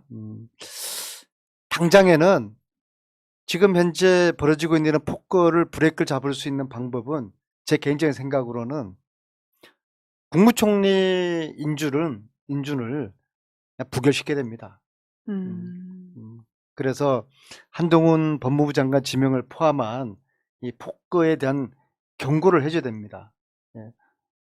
지금 윤석열 당선자의 메시지는 야당하고 협치 안 하겠다는 거 아닙니까? 그 대가를 좀 보여줘야 되는 것이죠. 그렇죠. 그랬을 때 우리는 강대강으로 맞선다. 일각에서 뭐 민주당이 그래도 뭐 중도층을 위해 가지고 좀 타협하고 그러지 않느냐? 그건 저는 절대 동의할 수 없습니다. 우리가 강할 때만이 저쪽에서 우리를 타협하자고 그래야 되는 것이죠. 옳으신 말씀인 것 같아요. 제가 굉장히 우려스러운 것 중에 하나가 그거거든요. 이제 중대범죄수사청을 만드는데 사기특위 만들어가지고 1년 6개월에 만든다 있잖아요. 네. 윤석열 씨가 그걸 냅두겠어요? 그러면 민주당 국회의원들 172석을 와해시키는 공작을 한다고. 그리고 민주당이 최소한 원래 남아있던 본체를 150석 밑으로 떨어뜨리고 나머지 왜 뭐 최근에 뭐 다른 당들이 이 법 통과 반대하는 명분 같은 걸 만들어 갖고 결국은 통과 못 시키게 하고 이 사람들은 최선을 다해서 22대 총선에서 다수당 회복한 다음에 검찰이 뺏겼던 수사권 다시 회복시켜주면 끝나는 거예요. 그러니까 시간을 그렇게 많이 줄 상황은 아니었지만 이 과정에서 검찰이 민주당 국회의원들 많이도 필요 없고 김재현 수사하듯 안민석 수사하듯 계속 탈탈탈 털면은 자기들 센 목소리 내는 사람들은 점점 줄어들다 보면 결국은 지는 거거든요. 그게. 너무 끔찍한데요. 그게 기획 표적 수사예요, 그게. 너무 끔찍한데요, 정말. 예를 들어서 오늘 최강욱 당하는 거 보니까 딱 그런 느낌이었는데 말도 안 되는 건 흠집을 내요. 근데 예를 들어서 최강욱 같은 사람한테 김용민 같은 사람한테 김재윤, 안민석에게 했듯이 뇌물 받았다는 프레임만 하나만 씌워봐요. 무죄가 나오거나 상관없이. 그럼 끝나는 거예요. 정치 검찰 개혁이 그치. 중도에 멈춰버린다니까요. 그래서 최강욱, 김용민 같은 의원들에게 응원 많이 해주시고요. 그러니까 제가 지난 한 20년 가까이 정치하면서 여당 10년, 야당 10년 해봤잖아요. 네. 야당은 강할 때 대접을 받는 겁니다. 음. 야당이 먼저 뭐 타협하려고 하거나 약한 모습 보이면요, 대접 못 받습니다. 아주 굴욕적인 관계가 돼버리기 때문에 야당이 결연히 맞서줘야 됩니다. 그리고 그것은 사실 우리 이제 지지자들이 우려하는 바가 지금 크잖아요. 네. 그 야만의 시대가 사실 지금 오고 있는 거거든요. 이미 왔어요. 그래서 이 야만의 시대를 어떻게 이성적이고 합리적으로 막을 수가 있겠습니까? 같이 맞서야죠. 저는 그렇게 생각을 합니다. 그나마 그래도 지금 검찰청법 또는 형사소송법에 관련해가지고 또 몇 발짝 나갔습니다. 그래도 검찰은 지금 분명히 기획 표적 수사에 대한 달콤함을 알고 있는 사람들이에요. 준비를 하고 있겠죠. 네. 여기에 단호하게 맞설 수 있는 유일한 권력이 민주당에서 있는 국회 이 권력이기 때문에 굉장히 많은 기대를 하고 있는 것이고, 그 과정에서 직접 당해보신 분이 필리버스터를 통해서 그걸 증언해낼 때 느끼는, 그렇구나, 국회의원도 저렇게 쉽게 당할 수가 있었구나, 두 가지 느낀 거죠. 안민석은 깨끗했네, 그걸 알게 됐고, 두 번째는 정말 대통령도 돌아가시게 만든 자들이니까 뭐가 솔직히 무섭겠어요.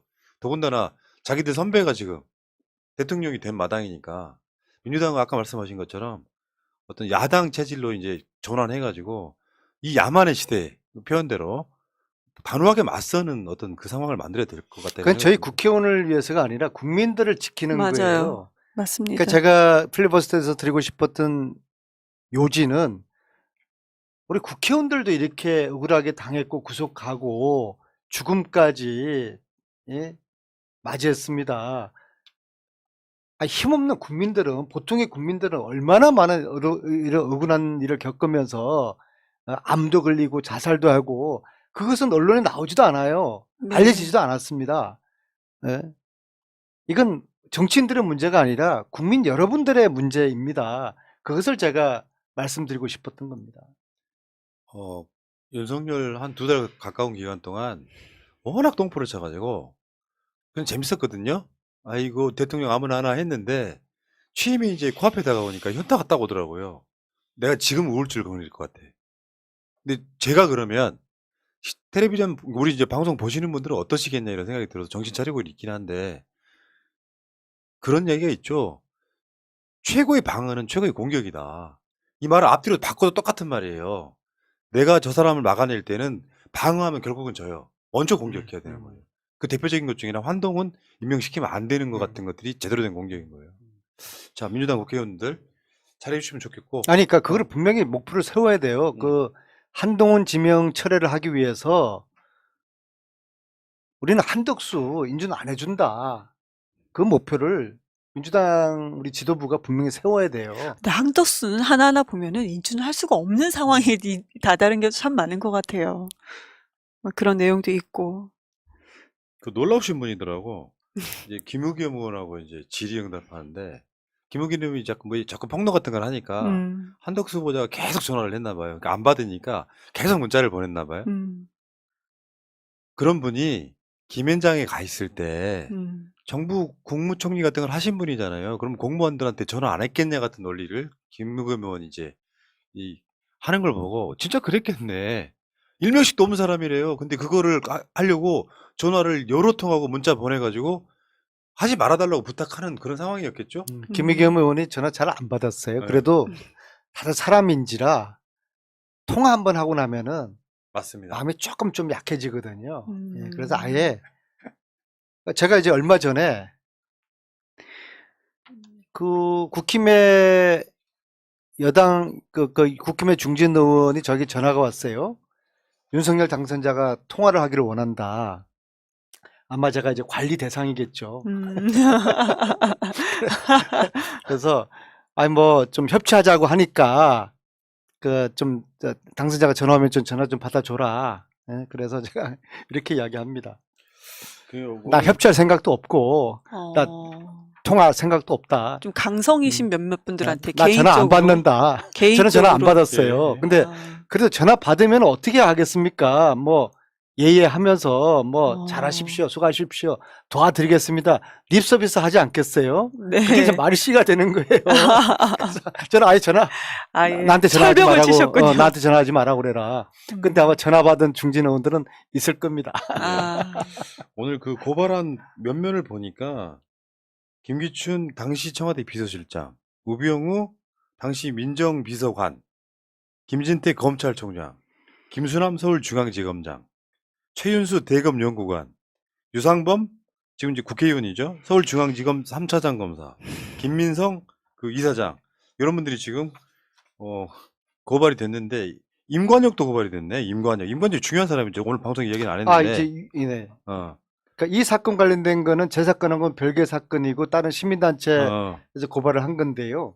그러니까 김재윤 의원의 수사 라인에 있었던 분이 서울중앙지검의 3차장 검사 유상범, 그 다음에 그 밑에 주임 검사가 임관혁, 그 밑에 조대호 검사, 그 라인에서 수사를 한 거죠. 예. 자, 그래서 그 검사들을 시민단체에서 이제 고발을 한 겁니다. 그러니까 예. 저것은 제 사건이 아니라 이제 김재윤, 예. 신계륜, 신하경 그 사건 관련해 가지고 기획수사 의혹을 공수처가 수사해달라는 그 요지의 고발장입니다. 공수처 분발하시고요. 당연히 이건 해야 되는 거고 그렇기 때문에 만들어진 게 공수처고. 자, 어쨌건 오늘 아주 단편적인 이야기겠죠.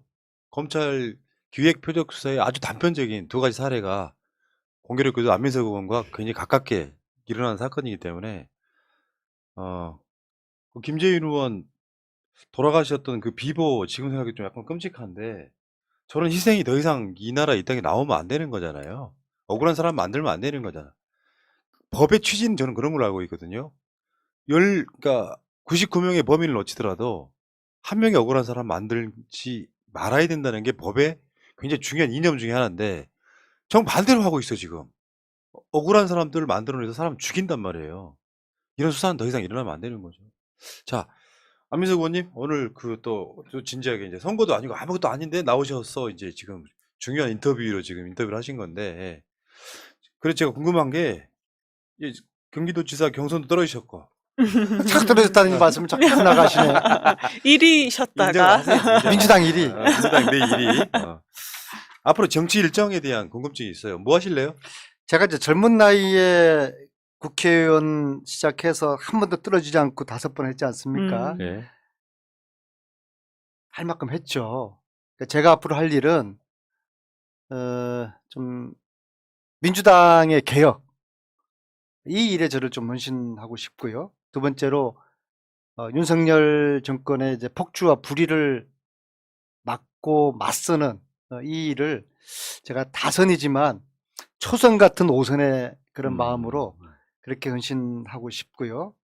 특히 당장에 그 민주당의 변화가 필요한데 그 당원 중심의 당을 만들어야 되거든요. 그러니까 개딸들에게 전당대회 때 투표권을 주자. 이거 제가 가장 먼저 주장을 했어요. 2달 전에. 네. 한 달 반 전에 가장 먼저 주장을 했고, 왜냐하면은 그들이 민주당을 지키기 위해서 자발적으로 가입한 청년들인데 그들에게 무기를 줘야 되잖아요. 그러니까 우리는 현재 총을 주겠습니까? 칼을 6개월 주겠습니까? 짱돌 해야 주겠습니까? 되잖아요. 투표권을 줘야 되는 것이죠. 그래서 전당대회 때 당연히 그들에게 투표권을 줘야 된다. 이 운동을 제가 하고 싶고요. 두 번째는 대의원 제도, 대의원 제도라는 거 있지 않습니까? 네. 당원 한 명에 오. 60대 1 이게 구정치의 아주 표본이거든요. 근데 그 말씀하시는 게 이거 너무 폐지해야 놀라운 게 된다. 예. 원래 그 대의원 제도는 국회의원들 특히 이제 지역위원장이시잖아요. 유리한 거잖아요. 그 유리한 거를 아니, 버리겠다는 워낙 것이죠. 대의원 제도의 취지는 네. 대의민주주의에 맞게끔 당원들이 그 네. 지역의 대의원들을 뽑는 거예요. 투표를 네, 해서. 네. 근데 우리나라에서 그랬던 적이 한 번도 없어요. 그냥 국회의원들이 자기 사람을 대의원으로 정하는 거예요.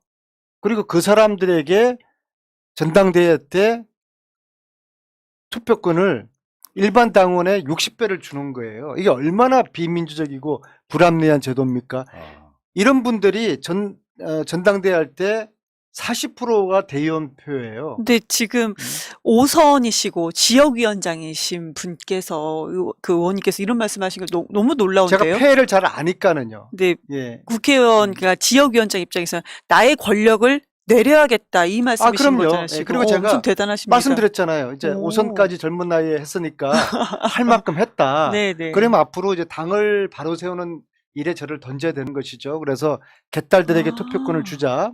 두 번째, 대의원 제도를 폐지하자. 이 운동에 제가 앞장서서 헌신하려고 합니다. 지금 이제 우리는 너무 하나 더 하고 있죠. 지금 멋지십니다. 정몽준하고 둘이 새날이랑 네. 해갖고 국회의장 네. 선출할 때 당에서 최소한 국회의원들이 이제 원내 분들이 이제 투표하잖아요. 네. 거기에 당원들 의사도 한 50% 반영해라. 왜 당신들끼리 국회의장을 뽑냐? 뭐 이런 운동까지 같이 벌이고 있거든요. 지금 아주 참신한 생각인데 아까부터 계속 안민석을 의장으로 아, 안민석을 계속 나오고 있어요. 지금 푸나님이 말씀하신 그 발상은 이제 개인적으로 공감하는데요. 왜냐하면은 국회의장이란 자리가 특히 앞으로는 이 윤석열 그게 이제 국가 의전 서열 2위거든요. 국회의장이. 그렇죠. 그러니까 국회의장이 하기 따라서 윤석열 정권의 폭주와 불의를 바로 코앞에서 막을 수가 있어요. 네. 국회의장이 아주 센 사람이 딱 앉아 있으면은 대통령도 쩔쩔 매는 거죠. 법 통과 안 시켜주는데. 이거 나 못해. 국회 안 열고. 당원 딱 60% 그냥 너무 좋습니다. 잠수 타고 지방으로 그냥 자맹하고 이런 국민들에게 피해가 가고 어떤 정권의 어떤 아주 그 폭주와 불의가 담긴 이런 법은 나 못해. 네. 그런 정도로 의장이 버티면요 청와대에 있는 윤석열 대통령도 의장의 눈치를 보고 맞아요. 눈치 봐야죠. 이거 좀 잘하겠다고 하고 네. 그런 위상을 세울 수 있는 의장이 선출되면은 멋있잖아요. 댓글에 아까 앉으실 때부터 처음부터 계속 안민석을 의장으로 또 여기는 안 의장 이렇게 해서까지는 안 그리고 의장. 저희 국회가 이제 관습이 있기 때문에 네. 의장이 아니다, 안 의장. 저도 5선이지만은 나이 순으로 하는 거예요. 나이 순으로. 그렇죠. 그런 맞아요. 관례가 있기 때문에 지금 푸나님이 말씀하신 당원들의 의견을 반영하죠. 그거는 아주 참신하고 민주적이지만 의원님들의 저항에 아니 우리가 부딪힐 꽤 거예요. 무시해야죠. 그건 말이 안 되는 네. 거지. 왜냐면은 민주당을 뽑아준 건 우리들이잖아요. 그렇죠. 그 당원들이 50% 정도의 의사를 반영을 해가지고 그렇죠. 자기들끼리 합의를 짬짬이 하는 게 아니라 네. 경선 같은 걸 하는 과정에서 우리는 그 국회의장을 누구로 뽑을 것이냐라고 하는 당원들의 의견이 50% 반영되는 건 굉장히 참신한 아이디어가 지금 이런 분위기에서 협치하는 의장은 아닌 것 같아요. 저는. 윤석열 대통령을 위해서라도 그 주위에 그 핵심 관계자들이 조금 거시기하지 않습니까? 그래서 윤석열 대통령의 성공을 위해서라도 국회의장이 네. 대통령의 권력과 맞서면서 견제할 수 있는 그런 의장이 나오는 게 대통령을 위해서라도 국가와 국민을 위해서라도 저는 그게 바람직하다고 알겠습니다. 봅니다. 그래서 내가 해야 되겠다. 아닙니다. 저는 아닙니다. 저는 지금 5선이 6명이 누가 있는데 해요? 6명 중에서 제가 근데 가장 젊어요. 국회의장 그래서 말씀하실 때가 가장 이렇게 생기 있게 눈빛이 아니, 엄청 왜냐하면은 초록초록하게. 그게 읽혔으니까 아니. 이제 근데 앞으로 필요한 국회 의장은 그런 네. 이제 윤석열 정권과 맞설 수 있는 그럼요. 그런 좀 강단을 가진 그런 좀 결기가 필요하고요. 두 번째로는 이 개헌을 해내야 됩니다. 네. 87년 체제를 바꿀 수 있는 개헌, 그것도 역시 의장의 강단과 추진력 그런 게 필요한 야성이 거예요. 있는 의장이 그냥 필요하네요. 여야가 합의해서 오면은 방망이만 두드리는 그런 어. 헛개비 같은 국회의장 시대를 좀 넘어서는 새로운 상의 국회의장이 필요하다고 좀 믿기 의원님, 때문에. 저는 왜 자꾸 그렇게 들릴까요? 그거 내가 할 수 있어. 아니, 아닙니다. 저는 내가 잘할 수 있어. 지금 그러시는 것 같아요. 연세 많으신 분들이 많으십니다. 아니 근데 잘하실 거는 같아요. 네, 여기까지 하고요. 오늘 방송에 웃다 골다 그랬는데 예. 지금 김재인 의원 같은 거는 누구나 당할 수 있습니다. 그럼요. 맞아요. 저도 마찬가지일 거예요. 정치인은 아니지만. 음. 말도 안 되는 누명 씌워서 사람이 제일 억울한 게 있잖아요. 사이인 간에도 부부 간에도 상대가 나를 오해하고 있는 게 제일 억울한 거거든요. 정말 사소한 맞아. 거라도. 이런 것들을 만들어낼 수 있는 힘이 있는 사람들, 이 검찰개혁은 중대수사청이 만들어지더라도 계속돼야 된다고 생각해요. 절대 권력은 절대 불패할 수밖에 없다는 저는 그런 생각이 들고요. 자, 오늘 기타 못한 이야기 한 가지. 그 시간 드릴게요. 그럼 좀 짧게 좀 해주십시오. 왜냐면 직원들 퇴근시켜야 돼요. 그러니까 짧게 말씀드릴게요.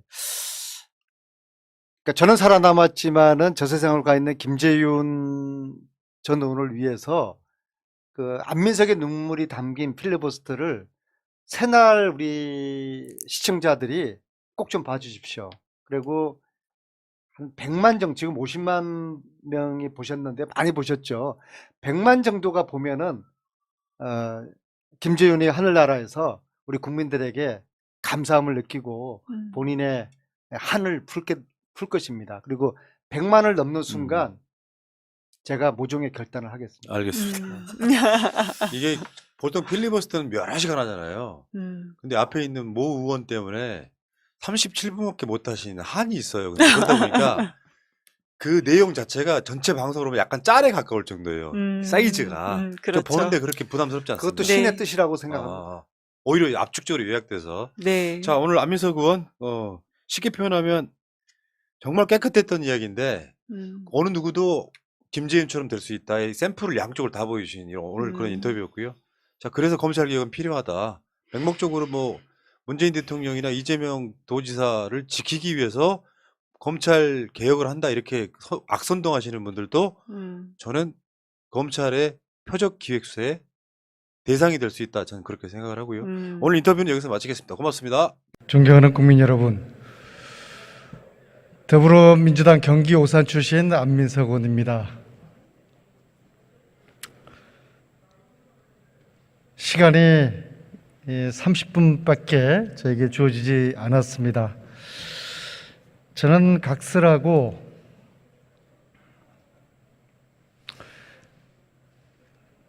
몇 년 전 기획수사에서 살아남았던 한 정치인의 이야기, 그리고 기획수사로 구속을 당했고 지금은 저 세상으로 간 또 다른 정치인의 이야기를 하려고 합니다. 그래서 왜 검찰 개혁이 필요한지 국민 여러분들께서 잘 판단하시기를 바라겠습니다. 2014년 4월 18일 아닙니다. 다시요. 2014년 4월 8일 저는 바로 국회 대정부 질의 이곳에서 최순실 정유라의 공주성마를 국민들에게 알렸습니다. 바로 저 사진이 14년 4월 8일 제가 바로 이 자리에서 문화체육부 차관에게 정유라의 승마공주 특혜를 추궁했던 그 시간이었습니다. 그리고 저는 국민들에게 최순실이라는 이름을 세상 밖으로 소환했습니다. 그때 이 본회의장은 아수라장이 되었습니다. 당시 여당에서 저에 대한 욕설, 고함, 모욕적인 언사, 제 생애에 가장 심한 모욕적인 욕을 들었던 순간이었습니다. 그게 바로 14년 4월 8일 이곳에서 일어났던 일입니다. 그리고 저는 정유라의 승마공주를 국정농단으로 표현을 했습니다. 그 대가는 저의 기획수사였습니다.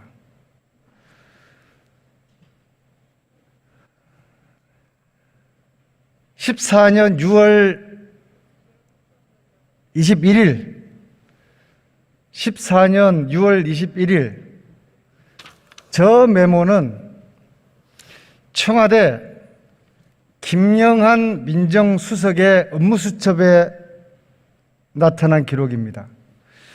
김영한 민정수석은 6월 15일 민정수석으로 임명되었습니다. 그로부터 정확히 6일 후 6월 21일 김영한 민정수석의 업무수첩에 충격적인 내용이 기록됩니다. 안민석 1억 원 받았다는 내용입니다. 웃기지 않습니까? 청와대가 왜 야당 정치인이 업체로부터 1억을 받았다는 업무를 꾸미는 것입니까? 저는 2달 전 이곳에서 최순실을 국민들에게 소환한 저를 잡겠다는 청와대 하명수사가 시작이 되었던 것입니다.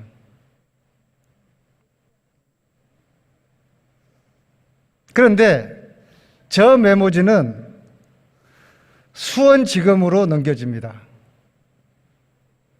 수원지검에서는 그해 8월, 정확하게 8월 27일입니다. 8월 27일 날 최초로 저 버스 업체 사장을 소환합니다. 그런데 버스 업체 사장이 소환당한 곳은 수원지검 특수부였습니다. 왜 자그만 버스 업체 사장을 수원지검 특수부에서 소환을 했겠습니까? 안민석을 잡자는 거였습니다. 기획수사의 마각이 시작이 되었습니다. 수원지검 특수부 정모검사는 땡땡 버스 업체 채모 사장을 14년 8월 27일 날 최초로 소환합니다. 그리고 거의 연말까지 몇 달 동안 압박을 합니다. 압박의 핵심은 단 한 가지였습니다. 안민석에게 돈을 준 것을 풀어라.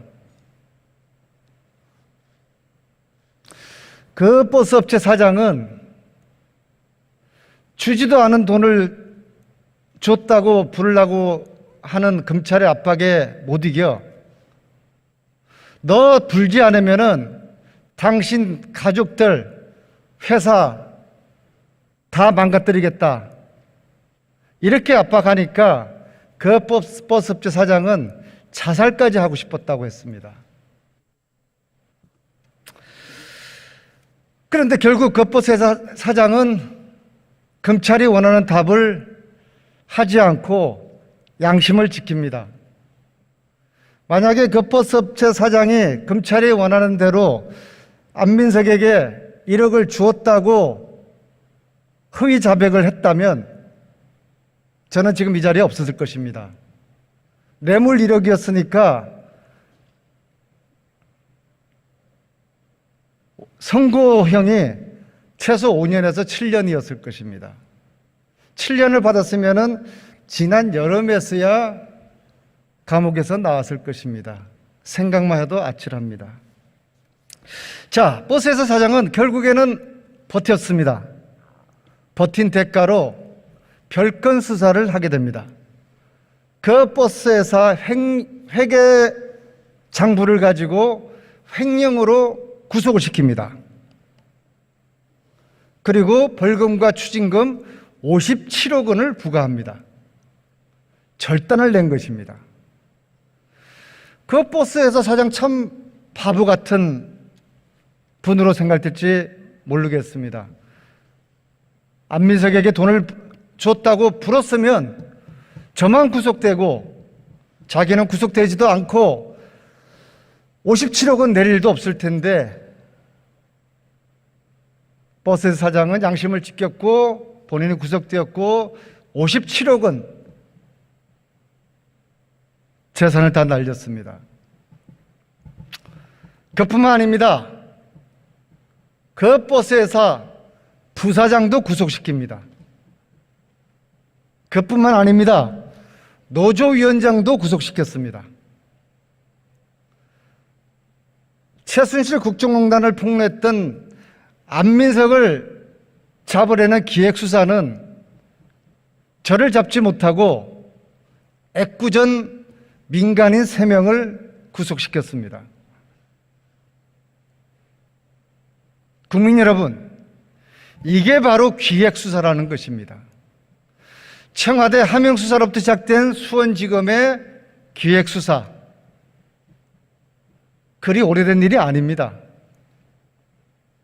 그런데 말입니다. 옥살이를 마친 노조위원장은 스스로 생을 마감했습니다. 기획수사의 결과는 이렇게 참혹합니다. 그 버스회사 사장은 억울함을 견디지 못해 스트레스 받다가 암수술을 해서 복부를 가르는 암수술을 했습니다. 너무나 야만적이지 않습니까? 기획수사 정치보복이 저희들이 그냥 드리는 말씀이 아닙니다. 제가 14년에 당했던 사실을 그대로 지금 말씀을 드리는 겁니다.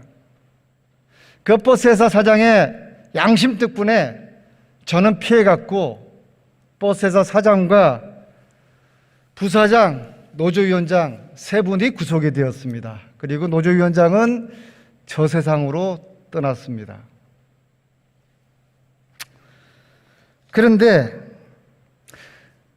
그 수사를 담당했던 수원지검의 정모 검사는 대검의 감찰팀장으로 윤석열 검찰총장이 데리고 갔습니다. 대검의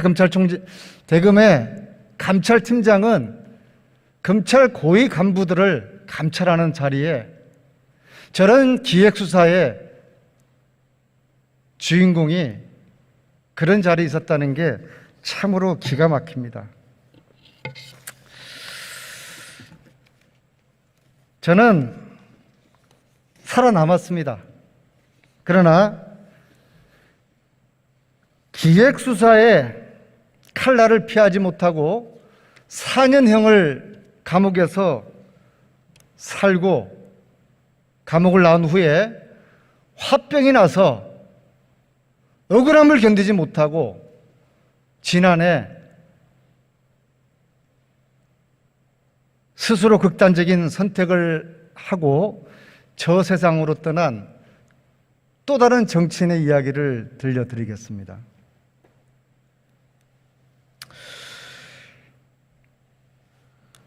바로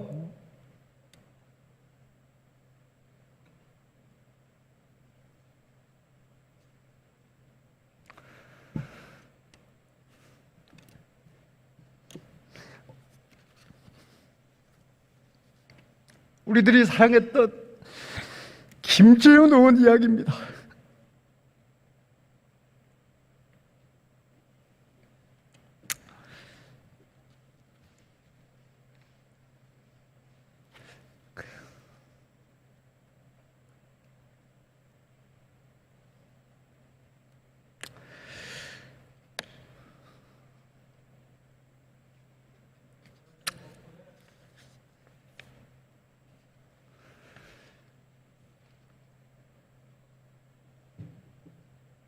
제가 김재현 의원의 진실을 아는 변호사 한 사람이 있습니다. 김재현 의원은 서울예술종합학교 이사장으로부터 불법적인 돈을 받았다는 것으로 해서 4년형을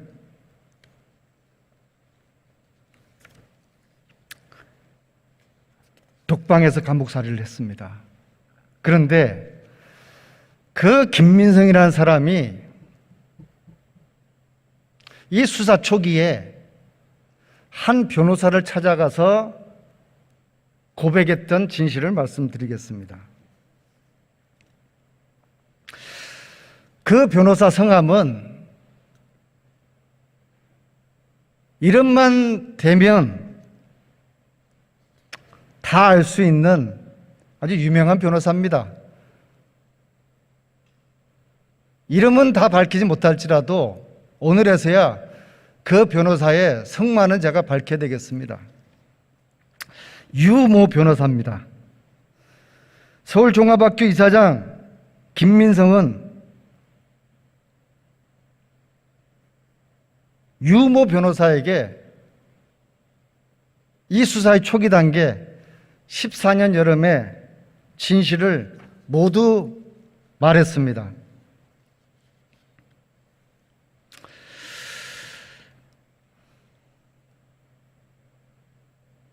김재현 의원에게 돈을 공유했다고 진술했던 김민성은 교비 횡령으로 인한 구속을 피하기 위해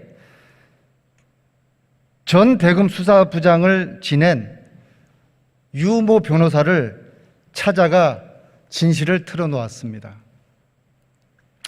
유모 변호사는 김재윤 의원이 돈을 받지 않았다는 사실을 확신했습니다. 왜냐하면 김민성이가 유모 변호사한테 찾아와서 자기가 돈 주지 않았다고 이야기를 했으니까요. 변호사로서 의뢰인과의 비밀을 보호해야 하는 심정은 이해를 합니다. 그러나 그분이 그 유모 변호사가 진실을 외면할 수 없어서 신계륜 의원도 걸려서 1년 6개월 형을 살았지 않습니까? 1년 형을 살았지 않습니까? 그래서 유모 변호사는 당시 원내 대표이자 비대위원장이셨던 박영선 의원님께 이렇게 이야기합니다. 김민성이 김재윤에게 돈을 주었지 않았다고 했습니다. 횡령으로 인한 구속을 피하기 위해서 허위 진술을 한 것이라고 그렇게 유모 변호사가 박영선 비대위원장에게 이야기를 했습니다. 세월 지난 이야기고 이 불편한 진실이 다시 세상 밖으로 소환되는 게 불편한 측면도 있지만 저는 오늘 이 자리에서 그 8년 전의 말씀을, 그 진실을 꼭 드려야 되겠다고 용기를 내어서 말씀을 드리는 것입니다. 제가 여러 가지 준비를 했습니다마는 시간 관계상 다 말할 수가 없습니다. 김재현 의원의 진실은 2010년 10월 9일, 2020년 10월 9일, 그러니까 김재현 의원이 18년 8월 4년 만기 출소 후 한 2년 정도 지난 다음에 KBS 시사 직격이 이 사건의 진실을 추적을 하게 됩니다. 그래서 2020년 10월 9일 날 시사 직격 프로에서 1부, 2부로 나눠서 120분 방송을 하게 됩니다. 그때 놀라운 사실이 또 보도가 됩니다. 아마 김재현 의원이 추록하고 난 다음에 김민성 이사장도 양심의 가책을 느껴서 생사람을 잡았지 않습니까? 정치 인생을 파탄냈고 한 사람의 인생을 파탄낸 이 사건에 대해서, 이 기획수사에 대해서 김민성 이사장인들 인간의 탈을 쓰고 어찌 양심의 가책을 느끼지 않겠습니까? 그래서 추록 후에 김민성 이사장이 김재훈 의원을 만나자고 연락이 옵니다. 근데 어찌어찌해서 김민성과 김재훈 두 사람이 나눈 녹취록을 KBS 식사 직격에서 보도를 하게 됩니다. 그 녹취록의 내용입니다. 자, 김재훈, 김민성 두 사람이 만납니다. 김재훈 이렇게 이야기합니다. 만나자는 이유가 뭡니까? 김민성, 저로 인해서 큰 고초를 겪게 해드려서 죄송하다는 말을 전하고 싶었어요. 제가 죄송하다는 말로 용서를 구하는 게 제일 빠를 것 같아서. 김재윤, 용서를 구한다고 그러면, 사죄한다고 그러면 끝나는 거예요? 진정 용서를 구하는 게 뭔지 가슴에 손을 얹고 생각하세요. 김민성, 죄송합니다. 김재윤, 용서를 구한다고 나에게 용서를 구할 자격이 있어요? 김민성, 제가 그 상황에서 어쩔 수가 없었습니다. 김재윤, 무슨 상황이요? 얘기해봐요. 얘기해봐요. 그 상황이 뭔지. 그래서 막 나한테 다 뒤집어 씌우고 살고 싶어? 진실을 말해. 이게 KBS 시사직격 2020년 10월 9일자 보도 내용이었습니다. 자, 그리고 지난해 김재훈 의원은 화병으로 스스로 극단적 선택을 하게 되었습니다.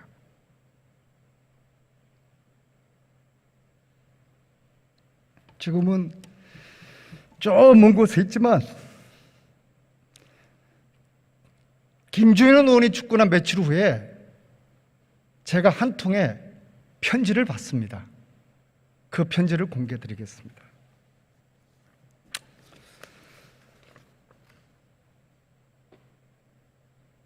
익명으로 저에게 서울예술종합학교 내부 관계자가 저에게 편지를 보냈습니다. 안민석 의원님, 저는 서울예술종합학교에 10년 가까이 몸을 담았던 교직원입니다. 학교를 떠난 지는 몇 년 되었으나 1년의 사태를 지켜보고 제가 알고 있는 몇 가지를 말씀드리면 혹시라도 입법 로비로 누명을 쓰고 계신 의원님들에게 도움이 되지 않을까 해서 어렵게 컴퓨터를 켰습니다. 시간 관계상 내용을 제가 중간중간에만 읽어드리도록 하겠습니다. 김민성 이사장은 사비를 털어서 입법 로비를 할 사람이 아닙니다. 그는 돈 욕심도 많지만 정말 엄청난 구두쇠이기 때문입니다. 로비를 했다 해도 맛있는 밥과 와인 혹은 한우 세트 정도였을 것입니다. 그 당시 김민성 이사장이 검찰 조사를 받게 된 이유는 횡령과 배임이었습니다. 우리 학교는 수많은 직원들이 수시로 잘리거나 떠나는 이상한 구조였습니다. 무한 신뢰를 받던 직원이 어느 날 배신자로 역적이 되어 이사장에게 욕을 먹고 있고, 열심히 일하던 직원들이 말도 안 되는 업무를 강요받기 시작하면서 불만을 품고 떠나기도 하고, 깊이 들여다보지 않아도 행정과 운영은 돈만을 밝히고 투명하지 않은 주먹구구식 비리의 온상이었습니다. 또 중략하겠습니다. 갑자기 검찰 조사는 입법 로비로 흘러서 정치적 사건으로 변모했습니다. 80억 가까운 배임 횡령은 40억대로 줄었고, 이사장은 공익 제보에 가까운 대우로 집행유예로 풀려났습니다. 그리고 당시 야당 의원님들은 감옥에 갇히고 말았습니다. 저희 학교에는 체육대회와 입학식, 졸업식에 여야 의원들을 막론하고 많은 의원들이 축하를 위해 방문했습니다. 당시 여당에서는 조윤선 위원과 박창식 의원 등이 참석하였던 걸로 기억납니다. 우리 이사장이 뇌물로 로비를 했으면 당시 여당인 그들에게 더했겠지 설마 힘없는 야당 의원들에게 돈다발을 안겼을까요? 또 중요하겠습니다. 사태를 지켜보고 이상했고 가슴 아팠고 창피했습니다. 그런데 몇 달 전 KBS 시사직격을 보면서 곧 세 분의 국회의원의 억울함이 풀리겠구나 싶었습니다. 그런데 결국 김재윤 의원은 세상을 떠났네요. 당시 판사였던 최재형 씨가 대권 선언을 한 날이네요. 가슴이 먹먹합니다. 김재윤 의원은 영원히 자신의 억울함이 풀리지 않았을 것을 예측했을 것입니다. 나라면 어땠을까? 저라도 답이 안 보이는 억울함에 죽음을 택했을지 모릅니다. 마지막에 이분이 이런 얘기했습니다. 지난해 7월 달에 보낸 편지입니다. 윤석열이 얘기하는 공정과 상식, 정의를 믿을 수가 없습니다.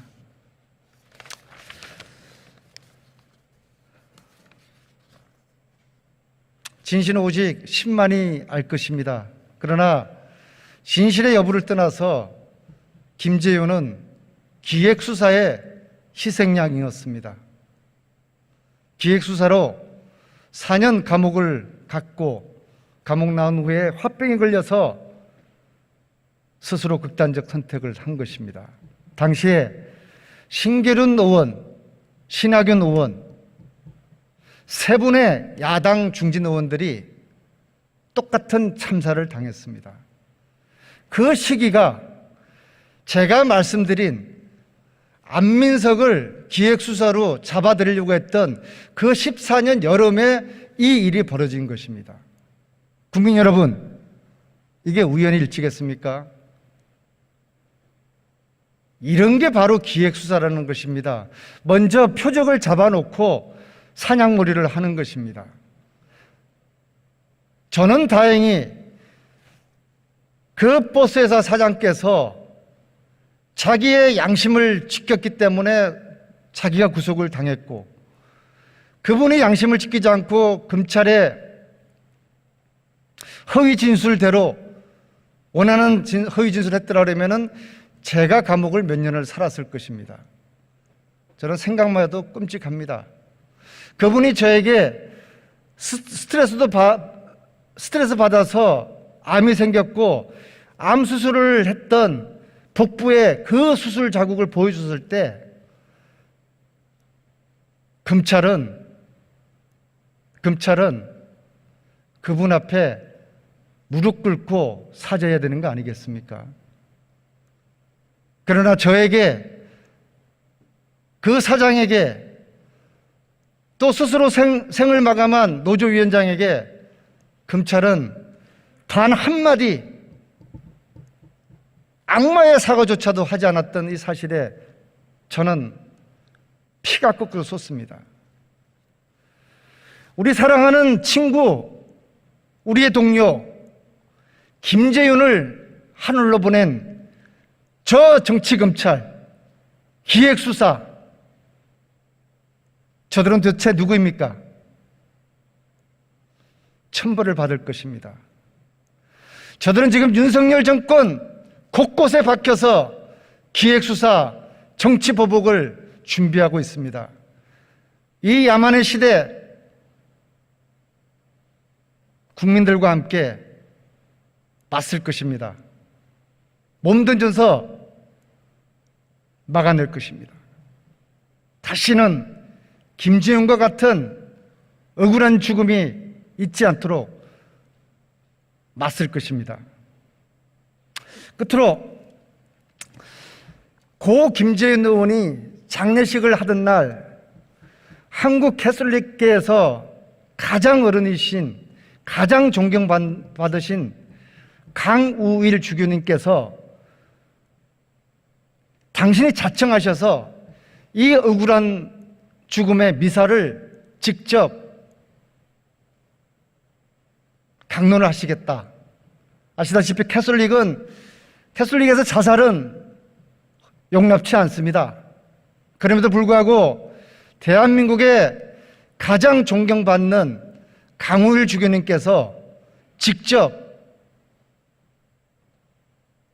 장례 미사를 주관하셨습니다. 국민 여러분들과 함께 강우일 주교님의 김재윤을 위한 미사 강론을 들려드리겠습니다.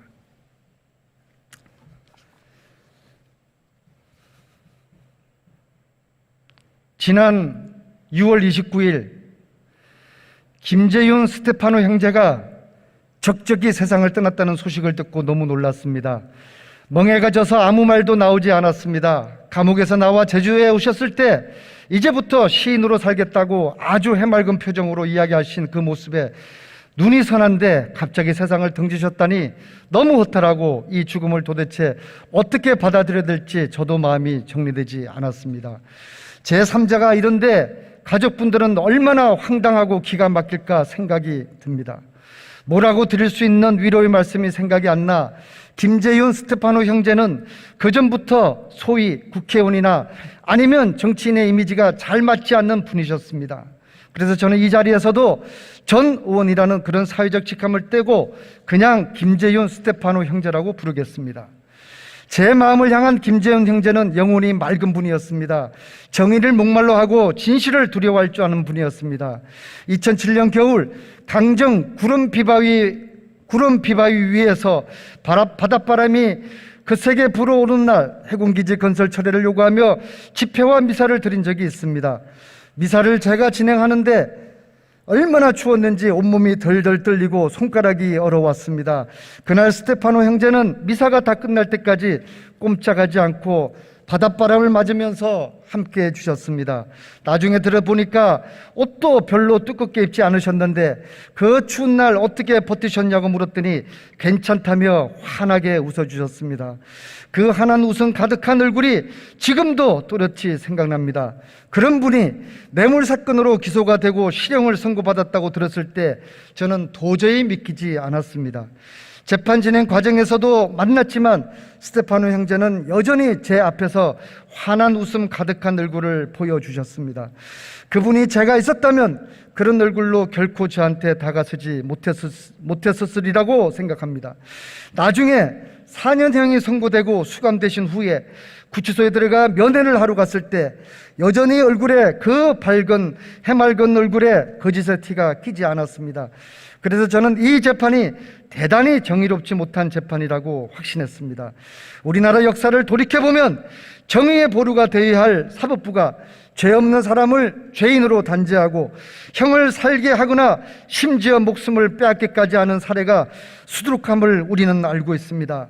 요즘 와서 30년, 40년 지난 후에야 재심이 받아들여져서 무죄가 선고되고 판사가 법정에서 사과하는 그런 장면도 여러 차례 보았습니다. 저는 박근혜 전 대통령이 탄핵당하고 새 정부가 들어섰을 때 적어도 우리나라에서 두 사람은 억울한 옥살에서 해방되리라고 기다렸습니다. 한 사람은 우리 스테파노 형제이고 또 한 사람은 통합진보당 소속이었던 이석기 전 의원입니다. 두 사람 다 납득이 가지 않은 부실한 재판 과정을 거쳐서 단죄되었고 정권이 바뀌면 진실과 정의가 회복되리라고 생각했습니다. 그러나 그건 저의 소망으로 끝나고 말았습니다. 김재윤 형제는 2018년 8월 형기를 다 채우고서야 풀려났고 이석기 전 의원은 아직도 감옥에 있습니다. 사면됐죠. 그 이후에 우리나라가 세계가 칭송하는 촛불혁명으로 정권을 교체했지만 이 세상에 정의가 진실이 바로 세워지기까지는 아직 갈 길이 참으로 먼 것 같습니다. 제가 김재윤 형제의 죽음을 접하면서 너무 가슴이 답답해서 스테파노 형제가 연루되었다는 입벌 로미 사건 자료를 여기저기 살펴보았습니다. 여러 자료를 들여다보다가 지난해 2020년 10월에 KBS에서 방영한 시사직격이라는 1시간짜리 다큐 프로그램을 보았습니다. 이 프로그램은 세 분의 국회의원이 서울예술종합학교 이사장으로부터 입법 로비로 뇌물을 받았다는 사건의 진실을 밝히려는 그런 내용의 프로그램이었는데 프로그램 타이틀이 메이드 인 중앙지검, 프로그램 타이틀이 메이드 인 중앙지검이었습니다. 중앙지검에서 짜맞추기 한 사건이라는 것이었습니다. 저는 이 프로그램을 보면서 새롭게 부실한 불의한 재판에 희생된 김재윤 스테파노 형제의 억울함과 절망감을 실감할 수 있었습니다. 언론 보도를 보고서야 김재윤 형제가 우울증을 앓고 있었다고 알았습니다. 그렇게 부심하고 부당한 재판을 받고 소속돼 있던 정당에서도 모른 채하고 아무 일도 일어나지 않은 가운데 4년이나 되는 세월을 외롭게 새창살 안에서 보내고 있었으니 어찌 우울증이 걸리지 않을 수 있었겠나, 그런 생각이 들었습니다. 그렇게 힘든 시간 부조리하고 캄캄한 파도에서 혼자서 보내고 있었는데, 그를 잘 알던 사람의 하나로 좀 더 가까이 동반해 주지 못하고 아무런 도움이 되어주지 못해서 참으로 스테파노 형제에게 죄송하고 부끄러운 마음입니다. 그러나 아주 느린 걸음이지만 돌이켜보면 참 많이 바뀌고 앞으로 한 걸음씩 나아가는 우리나라 역사를 생각하면서 김재윤 스테파노 형제가 견디지 못할 정도로 그렇게 부당하고 부조리하던 오늘의 현실도 반드시 언젠가 뒤집어지고 진실이 온 세상을 밝힐 때가 올 것을 확신합니다. 주님, 스테파노 형제에게 자비를 베풀어 주소서. 이상 존경하는 강우일 주교님의 미사 강론을 다 말씀을 드렸습니다. 제가 오늘 저의 기획사건 수사, 그리고 김재윤 전 의원의 기획수사 사건을 말씀드리면서 이제 이 야만의 시대가 다시 오고 있다는 것을 국민 여러분께 알리고자 하는 것입니다. 설마가 역시가 되고 있지 않습니까?